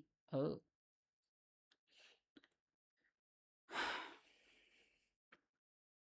ये सेल्फ रीड कर लो, ठीक है। अब गवर्नमेंट प्राइस इंटरवेंशन भी कर सकती है, जिसको बोलते हैं non market pricing. Price intervention कैसे, जैसे भाई फार्मर की गुड्स अगर प्राइवेट प्लेयर्स के हाथ में छोड़ दी, मार्केट मैकेनिज्म के हाथ में छोड़ दी, तो उसको अच्छा दाम मिलेगा ही नहीं। तो गवर्नमेंट क्या करती है, एक मिनिमम सपोर्ट प्राइस लगाती है, या गवर्नमेंट प्राइस कंट्रोल लगाती है, जैसे कि प्राइस फ्लोर या प्राइस सीलिंग लगा के। तुम्हें पता है प्राइस फ्लोर और प्राइस सीलिंग क्या होता है? मैं फटाफट से बताता हूँ, वैसे तुम्हारी मॉड्यूल का पार्ट नहीं है, लेकिन चलो तुम्हें समझ आ जाएगी चीज़। मान लो ये मार्केट फोर्सेज है, डिमांड सप्लाई, इन्होंने ये प्राइस सेट करा, लेकिन ये प्राइस बहुत कम है, बहुत कम। तो गवर्नमेंट क्या लगा देगी, एक प्राइस फ्लोर लगा देगी। प्राइस फ्लोर मतलब जो इस मार्केट प्राइस से थोड़ा ऊपर होगा, मार्केट प्राइस से थोड़ा ऊपर होगा। मार्केट मान लो मार्केट फोर्सेज ने मिलकर डिटरमाइन करा कि किसी चीज़ का सिर्फ 10 रुपये देंगे हम, लेकिन एक्चुअल में वो चीज़ को कम से कम 15 रुपये मिलने चाहिए। तो गवर्नमेंट क्या करेगी, प्राइस फ्लोर लगा देगी कि भाई 15 तो मिनिमम मिलेंगे ही मिलेंगे। अगर मार्केट फोर्सेज ने इसके ऊपर का प्राइस डिसाइड करा तो वो प्राइस चलेगा, लेकिन मिनिमम तो मिलेगा ही मिलेगा 15। फिर दूसरा क्या होता है, प्राइस सीलिंग। प्राइस सीलिंग कैसे होता है कि मार्केट फोर्सेज ने एक प्राइस डिटरमिन करा, किसी चीज़ को ओवर प्राइस कर दिया कि ये चीज़ तो जी 50 रुपये में बिकेगी। गवर्नमेंट भाई गवर्नमेंट आई बीच में, नहीं नहीं भाई, इस चीज़ के ऊपर एक हम कैप लगाते हैं, price ceiling, that is maximum price.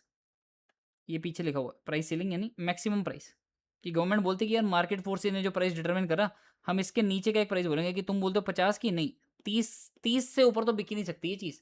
जैसे पानी की बॉटल है, पानी की बॉटल, अब उस पर एमआरपी लिखी होती है ना, मैक्सिमम रिटेल प्राइस 20 रुपये। अब वो पता लगे कि आईपीएल में 100 रुपये की बिकती है, और फ्लड्स के टाइम पे और 100 रुपये की बिकती है, और पहाड़ों में तो और महंगा बिकता है। अब वो सब वो बाद में बोल देते हैं कि हमारी जी ट्रांसपोर्टेशन कॉस्ट लगती है वो सब, लेकिन एक्चुअल में वो अलाउड नहीं होना चाहिए, ठीक है। हाँ, तो गवर्नमेंट कैसे इंटरवीन करती है, एक तो ये प्राइस सीलिंग और प्राइस फ्लोर रख के। उसके अलावा गवर्नमेंट अब जैसे देखो, कोई चीज़ ऐसी है जिसकी जब एक्सेस होती है तो उल्टा प्राइस गिर जाता है, जब उल्टा शॉर्टेज होती है तो प्राइस बढ़ जाता है। तो गवर्नमेंट इसको कंट्रोल करने के लिए क्या करती है, बफर स्टॉक खरीद लेती है। मतलब खुद ही किसानों से स्टॉक खरीद ले कि जब फसल अच्छी हुई तो स्टॉक खरीद के रख लिया, जब कल को फसल नहीं हुई या खराब हो गई तो गवर्नमेंट अपना बफर स्टॉक रिलीज करती है, ताकि मार्केट में उल्टा शॉर्टेज ना हो जाए, और शॉर्टेज हो जाएगी तो प्राइस बढ़ जाएगा बिना मतलब का बैठे बैठे। तो इससे शॉर्टेज ना हो, मतलब ऐसे फालतू की इन्फ्लेशन ना हो, और फालतू की मतलब प्राइस में, तभी तो प्राइस इंटरवेंशन करती है ना गवर्नमेंट, ताकि प्राइस स्टेबल रह सके।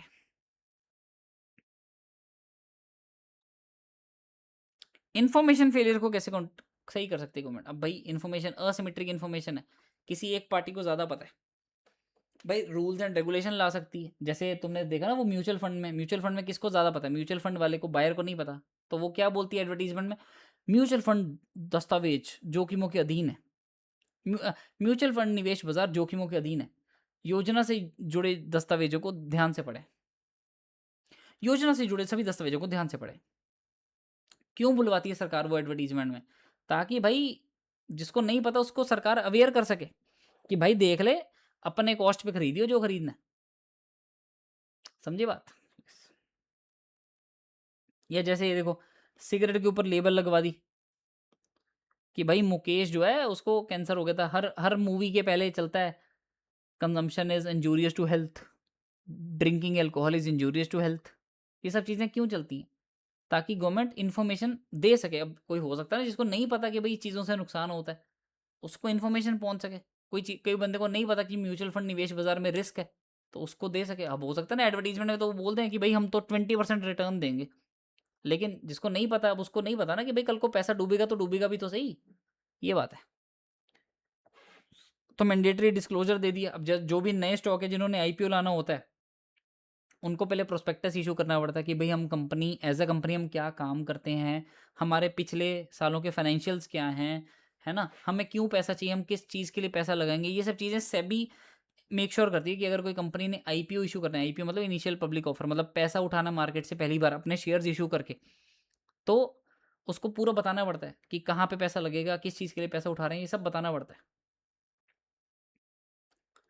Public dissemination of information to improve knowledge, कि पब्लिक में जैसे वो रेडियो से या वो होता ना, वो गली में छोड़ा होता है, वो एक रेडी पे बंदा स्पीकर लेके जाता होता है जो सब चीज़ बताता रहता है ना। सरकार को अगर कुछ अनाउंसमेंट करनी है, जैसे कोविड के टाइम पे बहुत करवाई थी सरकार ने रेडियो पे, टीवी पे, कि क्या क्या मेजर्स ले सकते हो तुम, ये सब चीज़ें। तभी तो इन्फॉर्मेशन बराबर होगी ना। अगर एक पार्टी को कम पता है, दूसरी पार्टी को ज़्यादा पता है, तो गवर्नमेंट क्या इंश्योर कर सकती है? यही इंश्योर कर सकती है ना कि जिसको कम पता है उसको ज़्यादा बता सकें, बस। तो यही इंश्योर कर रही है government. Government intervention for equitable distribution. अब भाई इक्विटेबल डिस्ट्रीब्यूशन याद है जो तुमने यूनिट 1 में पढ़ा है, क्या? Income redistribution. अब उस इनकम रिडिस्ट्रीब्यूशन को तुम ऑलरेडी पढ़ चुके हो। गवर्नमेंट कैसे इंश्योर करेगी भाई? प्रोग्रेसिव इनकम टैक्सेशन से। अमीर के ऊपर और टैक्स लगा दिया। और एक तो थी रेवेन्यू साइड, याद है, प्रोग्रेसिव इनकम टैक्सेशन, और थी एक्सपेंडिचर साइड कि भाई एजुकेशन प्रोवाइड कर दी, है ना, ट्रांसफर पेमेंट दे दिए, जो गरीब बेसहारा बूढ़े लोग हैं उनको फ्री में पैसे दे दिए, सब्सिडीज दे दी, है ना। ये सब चीज़ें क्या है? Expenditure side. सब्सिडाइज वे पे एजुकेशन दे दी, सब्सिडाइज रेट पे हेल्थ केयर दे दी, ये सब चीज़ें क्या है? समझ आ गई बात? यस। एक बार ये सेल्फ रीड कर लो, तुम्हें समझ आ जाएगा। इसमें हाँ ये मैं बताता हूँ, government also intervene to combat black economy and the market distortion associated with it. Sir black economy क्या ऐसा होता है? अब कोई चीज़ ब्लैक में बिकती है, कोई चीज़ चोरी में बिकती है, छुपा के गवर्नमेंट से। एक दुकानदार है जो जो एक टी शर्ट बेचता है 500 रुपये की, फिर उसके ऊपर प्लस जीएसटी लगाता है, कितने रुपए का? 100 रुपये का, फॉर एग्जाम्पल 600 रुपये की कॉस्ट। दूसरा दुकानदार है वो 500 की शर्ट बेचता है और उसके ऊपर जीएसटी लगाते ही नहीं है, जीएसटी लगाते ही नहीं है। वो कितने की बेच रहा है मार्केट में? 500 की। तो लोग किससे खरीदेंगे? 500 वाले से।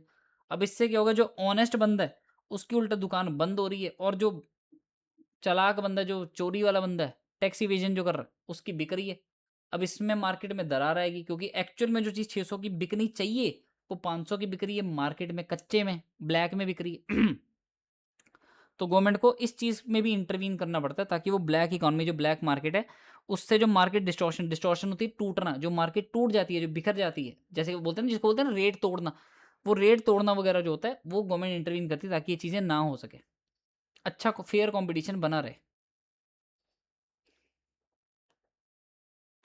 ठीक है, ये एक बार सेल्फ रीड कर लो, इसमें ये वो सब लिखा हुआ है कि तुमने देखा ना, कभी कभार गवर्नमेंट क्या करती है, जैसे ये अभी दिल्ली में एक न्यूज़ आई थी रिसेंटली।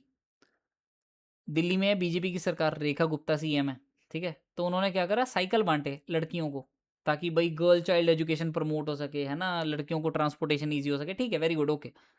एक साइकिल कितने की? 7,000 की। और आम आदमी पार्टी के लोग पता क्या कर रहे हैं? सेम साइकिल 4,000 में खरीद के मार्केट में रैली निकाल रहे हैं कि देखो जी हमें तो सेम साइकिल 4,000 में बिक गई, इन्होंने इन्होंने 7,000 में कैसे ले ली, इन्होंने 3,000 महंगी क्यों ली? तो इसलिए कभी कभार कॉस्ट एंड बेनिफिट देखने पड़ते हैं, क्योंकि कभी कभार तुम मार्केट फेलियर को करेक्ट करने जाते हो, या कोई भी कॉज ऑफ मार्केट फेलियर को करेक्ट करने जाते हो, या लेट्स से पब्लिक गुड्स हो गया, जैसे मेरिट गुड्स हो गया, ये तो मेरिट गुड्स है ना, लड़कियों को साइकिल फ्री में देना। तो मेरिट गुड्स के लिए गवर्नमेंट ने क्या करा, खर्चा करा कि भाई हम लड़कियों को खुद से साइकिल देंगे। लेकिन कभी कभार वो इंटरवेंशन जो इनफेक्टिव हो जाती है, क्योंकि उसमें ब्यूरोक्रेसी भी है, उसमें उल्टा वेस्ट ऑफ रिसोर्सेज हो जाते हैं, है ना। उससे और सीरियस प्रॉब्लम्स हो जाती हैं कि तुम करप्शन कर रहे हो, तुम जानबूझ के साइकिल 4,000 वाली 7,000 में खरीद के दे रहे हो, ऐसा। तो ये सब कॉस्ट एंड बेनिफिट भी गवर्नमेंट को कंसिडर करना चाहिए। और जब ये हो जाती है चीज़ कि गवर्नमेंट की उल्टा इंटरवेंशन से नुकसान हो गया, गवर्नमेंट मार्केट फेलियर करेक्ट करने की, उल्टा करेक्ट करना तो दूर की बात, उल्टा नया स्यापा डाल आई, इसको बोलते हैं क्या, गवर्नमेंट फेलियर। समझ आ गई बात। यस, यहाँ पे तुम्हारा यूनिट 2 तो खत्म हो जाता है, लेकिन जो यूनिट 1 में मैंने कुछ 2-3 पेज छुड़वाए थे वो अपन कवर कर लेते हैं फटाफट से, वो थोड़े कम इंपॉर्टेंट है लेकिन कवर तो करेंगे। यहाँ तक हमने कर लिया था, यहाँ से हमने करना था centre and state fiscal federalism.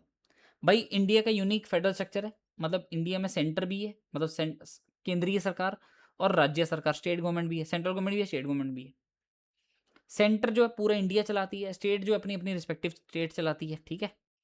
और रिचर्ड मसग्रेव ने इंट्रोड्यूस करा था ये कॉन्सेप्ट फिस्कल फेडरलिज्म, कि भाई फेडरलिज्म क्या होता है, फेडरल मतलब सेंटर अलग स्टेट अलग, फिस्कल मतलब पैसा, कि भाई पैसा सेंटर मतलब सेंट्रल गवर्नमेंट के पास अलग है, स्टेट गवर्नमेंट के पास अलग है।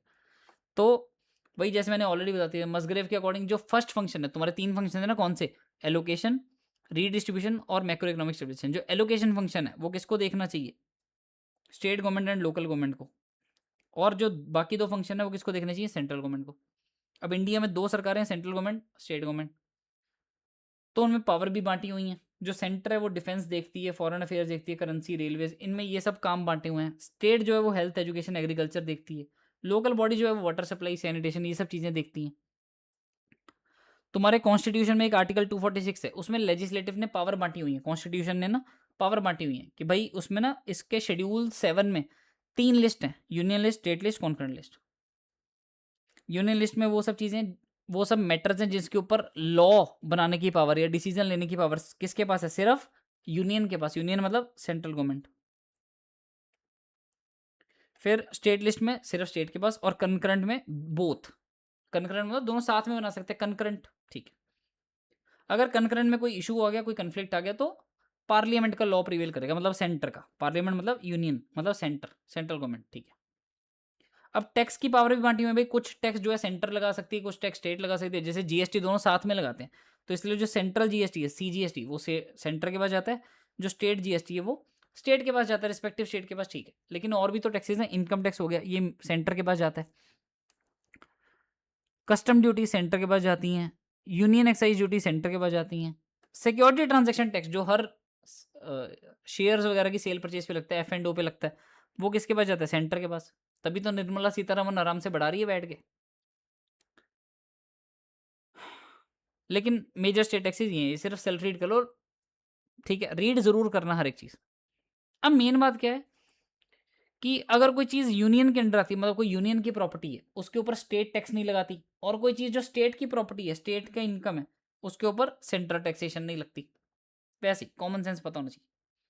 अब बात यह है कि देश चलाना सेंट्रल गवर्नमेंट ने, लेकिन हर एक स्टेट चलानी है स्टेट गवर्नमेंट ने। लेकिन जो ये टैक्सेस हैं, इसमें एक्चुअल में रेवेन्यू किसका ज़्यादा हो रहा है, भाई सेंटर का। जो इनकम टैक्स इतना भारी भारी जो लोग दे रहे हैं, किसके पास जा रहा है, सेंटर के पास। जो हर शेयर की सेल परचेज पे जा रहा है, किसके पास जा रहा है, सेंटर के पास। और स्टेट के पास इतना ज़्यादा रेवेन्यू नहीं है, नहीं है। इससे इसीलिए क्या करना पड़ता है, इंटर गवर्नमेंट ट्रांसफर करना पड़ता है। मतलब फिजिकल फेडरलिज्म का एक बहुत की फीचर क्या है, रेवेन्यू शेयरिंग, कि सेंट्रल गवर्नमेंट स्टेट गवर्नमेंट दोनों अपना अपना पैसा उठाते हैं, लेकिन फिर सेंट्रल गवर्नमेंट से कुछ शेयर स्टेट गवर्नमेंट के पास जाना होता है। अब ये चीज़ कैसे जाए, इसके लिए इन्होंने बनाई फाइनेंस कमीशन, ठीक है, ताकि जो रिलेटिवली लिमिटेड रेवेन्यू हैं वो ट्रांसफर हो सके यूनियन गवर्नमेंट से किस पे, स्टेट गवर्नमेंट की तरफ। उसको इंश्योर कौन करता है, फाइनेंस कमीशन। समझ आ रही है बात। यस।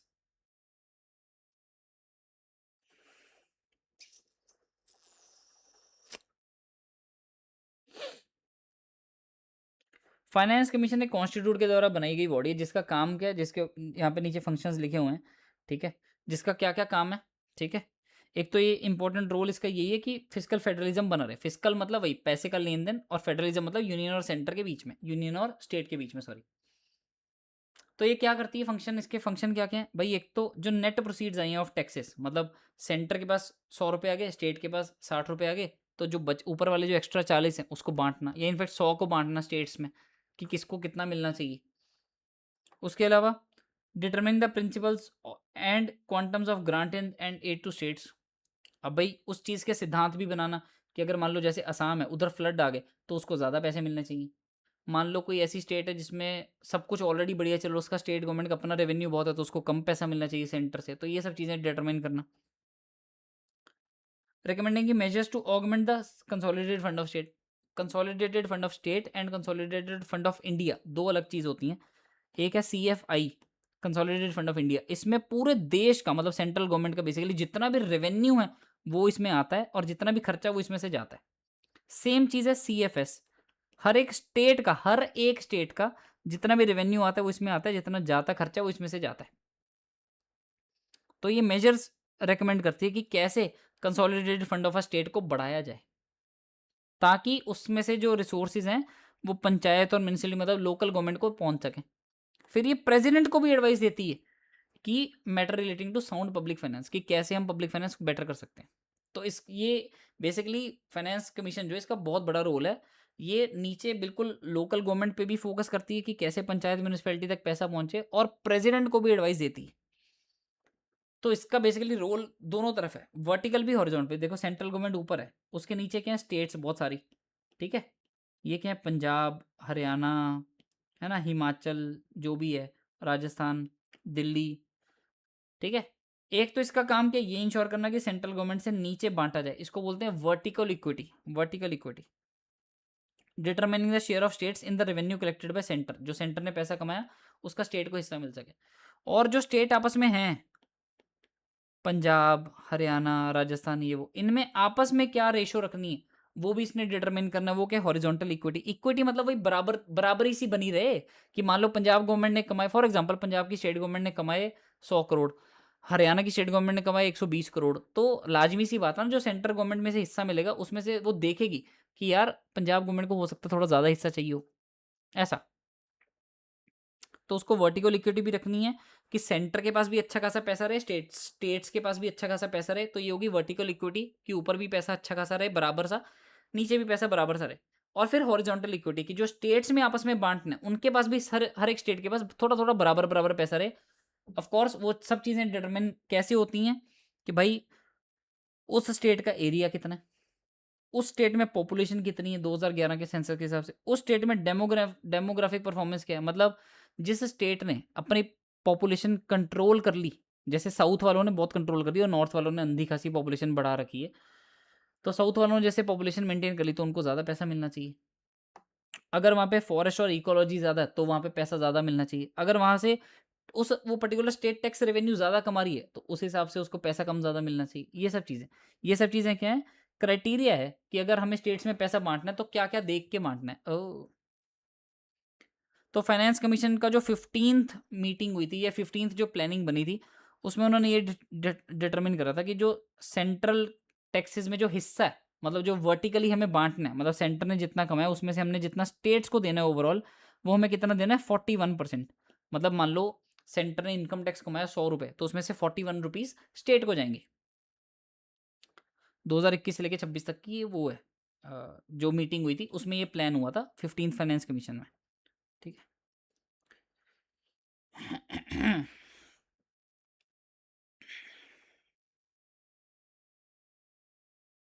देश को आज़ाद हुए 75 साल हो गए ना, तो 15 5 75 जब से बनी है, 15 × 5 75, तो 75 साल यहाँ पे हमारे कंप्लीट होते हैं। तो इसलिए 15th फाइनेंस कमीशन। ठीक है, जस्ट वैसे ही एक मैथ बिठा के देख रहा था। नेट डिविजिबल पूल क्या होता है कि भाई देखो ऐसा है, सेंट्रल गवर्नमेंट के पास बहुत सारा रेवेन्यू आता है, तो उसमें से जोन सा रेवेन्यू भी बांटना होता है स्टेट को। देखो टोटल रेवेन्यू आया कंसोलिडेटेड फंड ऑफ इंडिया में, टोटल रेवेन्यू आ गया, लेकिन इसमें से कुछ खर्चा तो ऐसा ना, जो कुछ रेवेन्यू तो ऐसा ना जो सेंटर को ही बिलोंग करता है, जैसे वो ये CGST, क्योंकि स्टेट को तो अपना SGST अलग से मिल रहा होता है, सेंटर को मिल रहा होता है सीजीएसटी, अब वो तो सेंटर के पास ही रहना चाहिए ना, तो टोटल पूल में से वो माइनस कर दो जो सेंटर के पास ही रहना चाहिए, जैसे सीजीएसटी फॉर एग्जांपल, और जितना बचा this is your net divisible pool, मतलब जो सेंटर और स्टेट में बंटना चाहिए। ठीक है, ये होता है। इसमें से फाइनेंस कमीशन डिसाइड करती है कि नेट डिविजिबल पूल में से कितना स्टेट्स को ट्रांसफर होना चाहिए। ये आर्टिकल्स इतने इंपॉर्टेंट नहीं है, सेल्फ रीड कर लेना, इतने इंपॉर्टेंट नहीं है। जीएसटी भाई साहब कम इंपॉर्टेंट है, लेकिन चलो है तो तुम्हारे सिलेबस में, तो मैं पढ़ा देता हूँ। जीएसटी कब आया था? 1 जुलाई 17 से। फीचर क्या है जीएसटी में कि भाई इसने बहुत सारे जो इनडायरेक्ट टैक्सेस हैं, जो लोकल टैक्सेस जो स्टेट गवर्नमेंट लगाती थी और सेंट्रल लगाती थी, excise duty, service tax, sales tax, octroi, जो गुड्स एंड सर्विसेज पे जो टैक्स लगते थे पहले, मैन्युफैक्चरिंग पे अलग, इंटरस्टेट सेल पे अलग, इंट्रास्टेट सेल पे अलग, सर्विसेज पे अलग, वो सबको कंबाइन करके क्या बना दिया? एक जीएसटी। 3 तरह का होता है, सीजीएसटी, एसजीएसटी और आईजीएसटी। एसजीएसटी के ऑफ कोर्स एक पैरेलल लगता है यूटीजीएसटी, ये तो तुम्हें पता है। ठीक है, आईजीएसटी का इन दोनों का टोटल और कुछ नहीं है ना। इंटरस्टेट सेल अगर एक स्टेट से दूसरी स्टेट में हो रहा है तो आईजीएसटी लगता है, ऐसा ऐसा। सेम स्टेट में लगता है तो सीजीएसटी और एसजीएसटी लगता है। सेम स्टेट में मतलब सप्लाई हो रही है तो सीजीएसटी और एसजीएसटी लगता है। सीजीएसटी कौन लगाती है? सेंटर। एसजीएसटी कौन लगाती है? स्टेट। आईजीएसटी कौन लगाता है? सेंटर लगाती है, लेकिन उसमें से वो 50% उठा के स्टेट को दे देती है। ठीक है, कलेक्टेड बाय यूनियन गवर्नमेंट, लेकिन डिस्ट्रीब्यूट हो जाता है स्टेट और सेंटर में आफ्टर सेटलमेंट। फिर जीएसटी काउंसिल नाम की एक बला है। जीएसटी काउंसिल क्या है? जीएसटी काउंसिल एक बेसिकली एक काउंसिल बनी हुई है जिसमें 33 मेंबर्स हैं। 31 तो जीएसटी में स्टेट्स गिनी जाती हैं, ये तुम सी इंटर में समझोगे। और 2 मेंबर जो हैं वो सेंटर के हैं, सीजी के।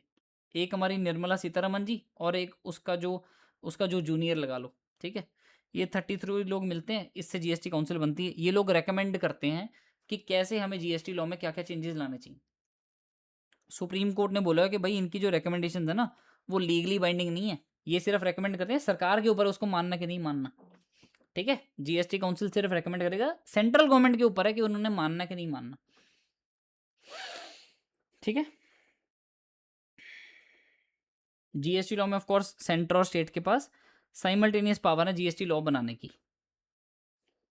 फिर एक जीएसटी कंपनसेशन सेस भी आया था, जो आज की डेट में इरेलीवेंट है, आज की डेट में खत्म हो चुका है। 2017 में जब जीएसटी आया था तब आया था। तब स्टेट बोलती कि यार हमें तो कुछ चीज़ों पे रेवेन्यू बहुत ज़्यादा बनता था, लेकिन अब तुमने उसके ऊपर लगा दिया जीएसटी, तो हमारा उसके ऊपर रेवेन्यू कम हो गया, इसके लिए तुम क्या करोगे? सरकार कहती हम तुम्हें कंपनसेट करेंगे, तो उन्होंने क्या लगा दिया? Compensation cess.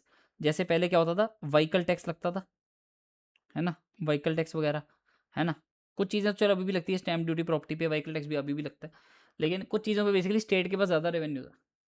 तो सेंटर ने बोला कि कोई बात नहीं, हम किसी चीज़ों के ऊपर ना, जैसे लग्जरी आइटम्स या डीमेरिट गुड्स, डीमेरिट गुड्स मतलब जैसे टोबैको हो गया, सिगरेट वगैरह, लग्जरी जैसे गाड़ी वाड़ी होगी महंगी वाली, इनके ऊपर क्या लगता है? Compensation cess. कोल्ड ड्रिंक के ऊपर भी लगता था कंपनसेशन सेस, एरेटेड वाटर बोलते हैं उसको, उसके ऊपर भी लगता था।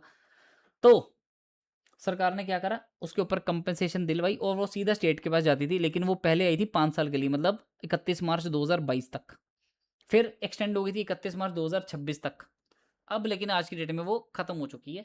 आज की डेट में जिस जिस चीज़ के ऊपर कंपनसेटेड सेस लगता था, कैसे लगता था? 28% जीएसटी प्लस लेट से 12% जो है कंपनसेशन सेस।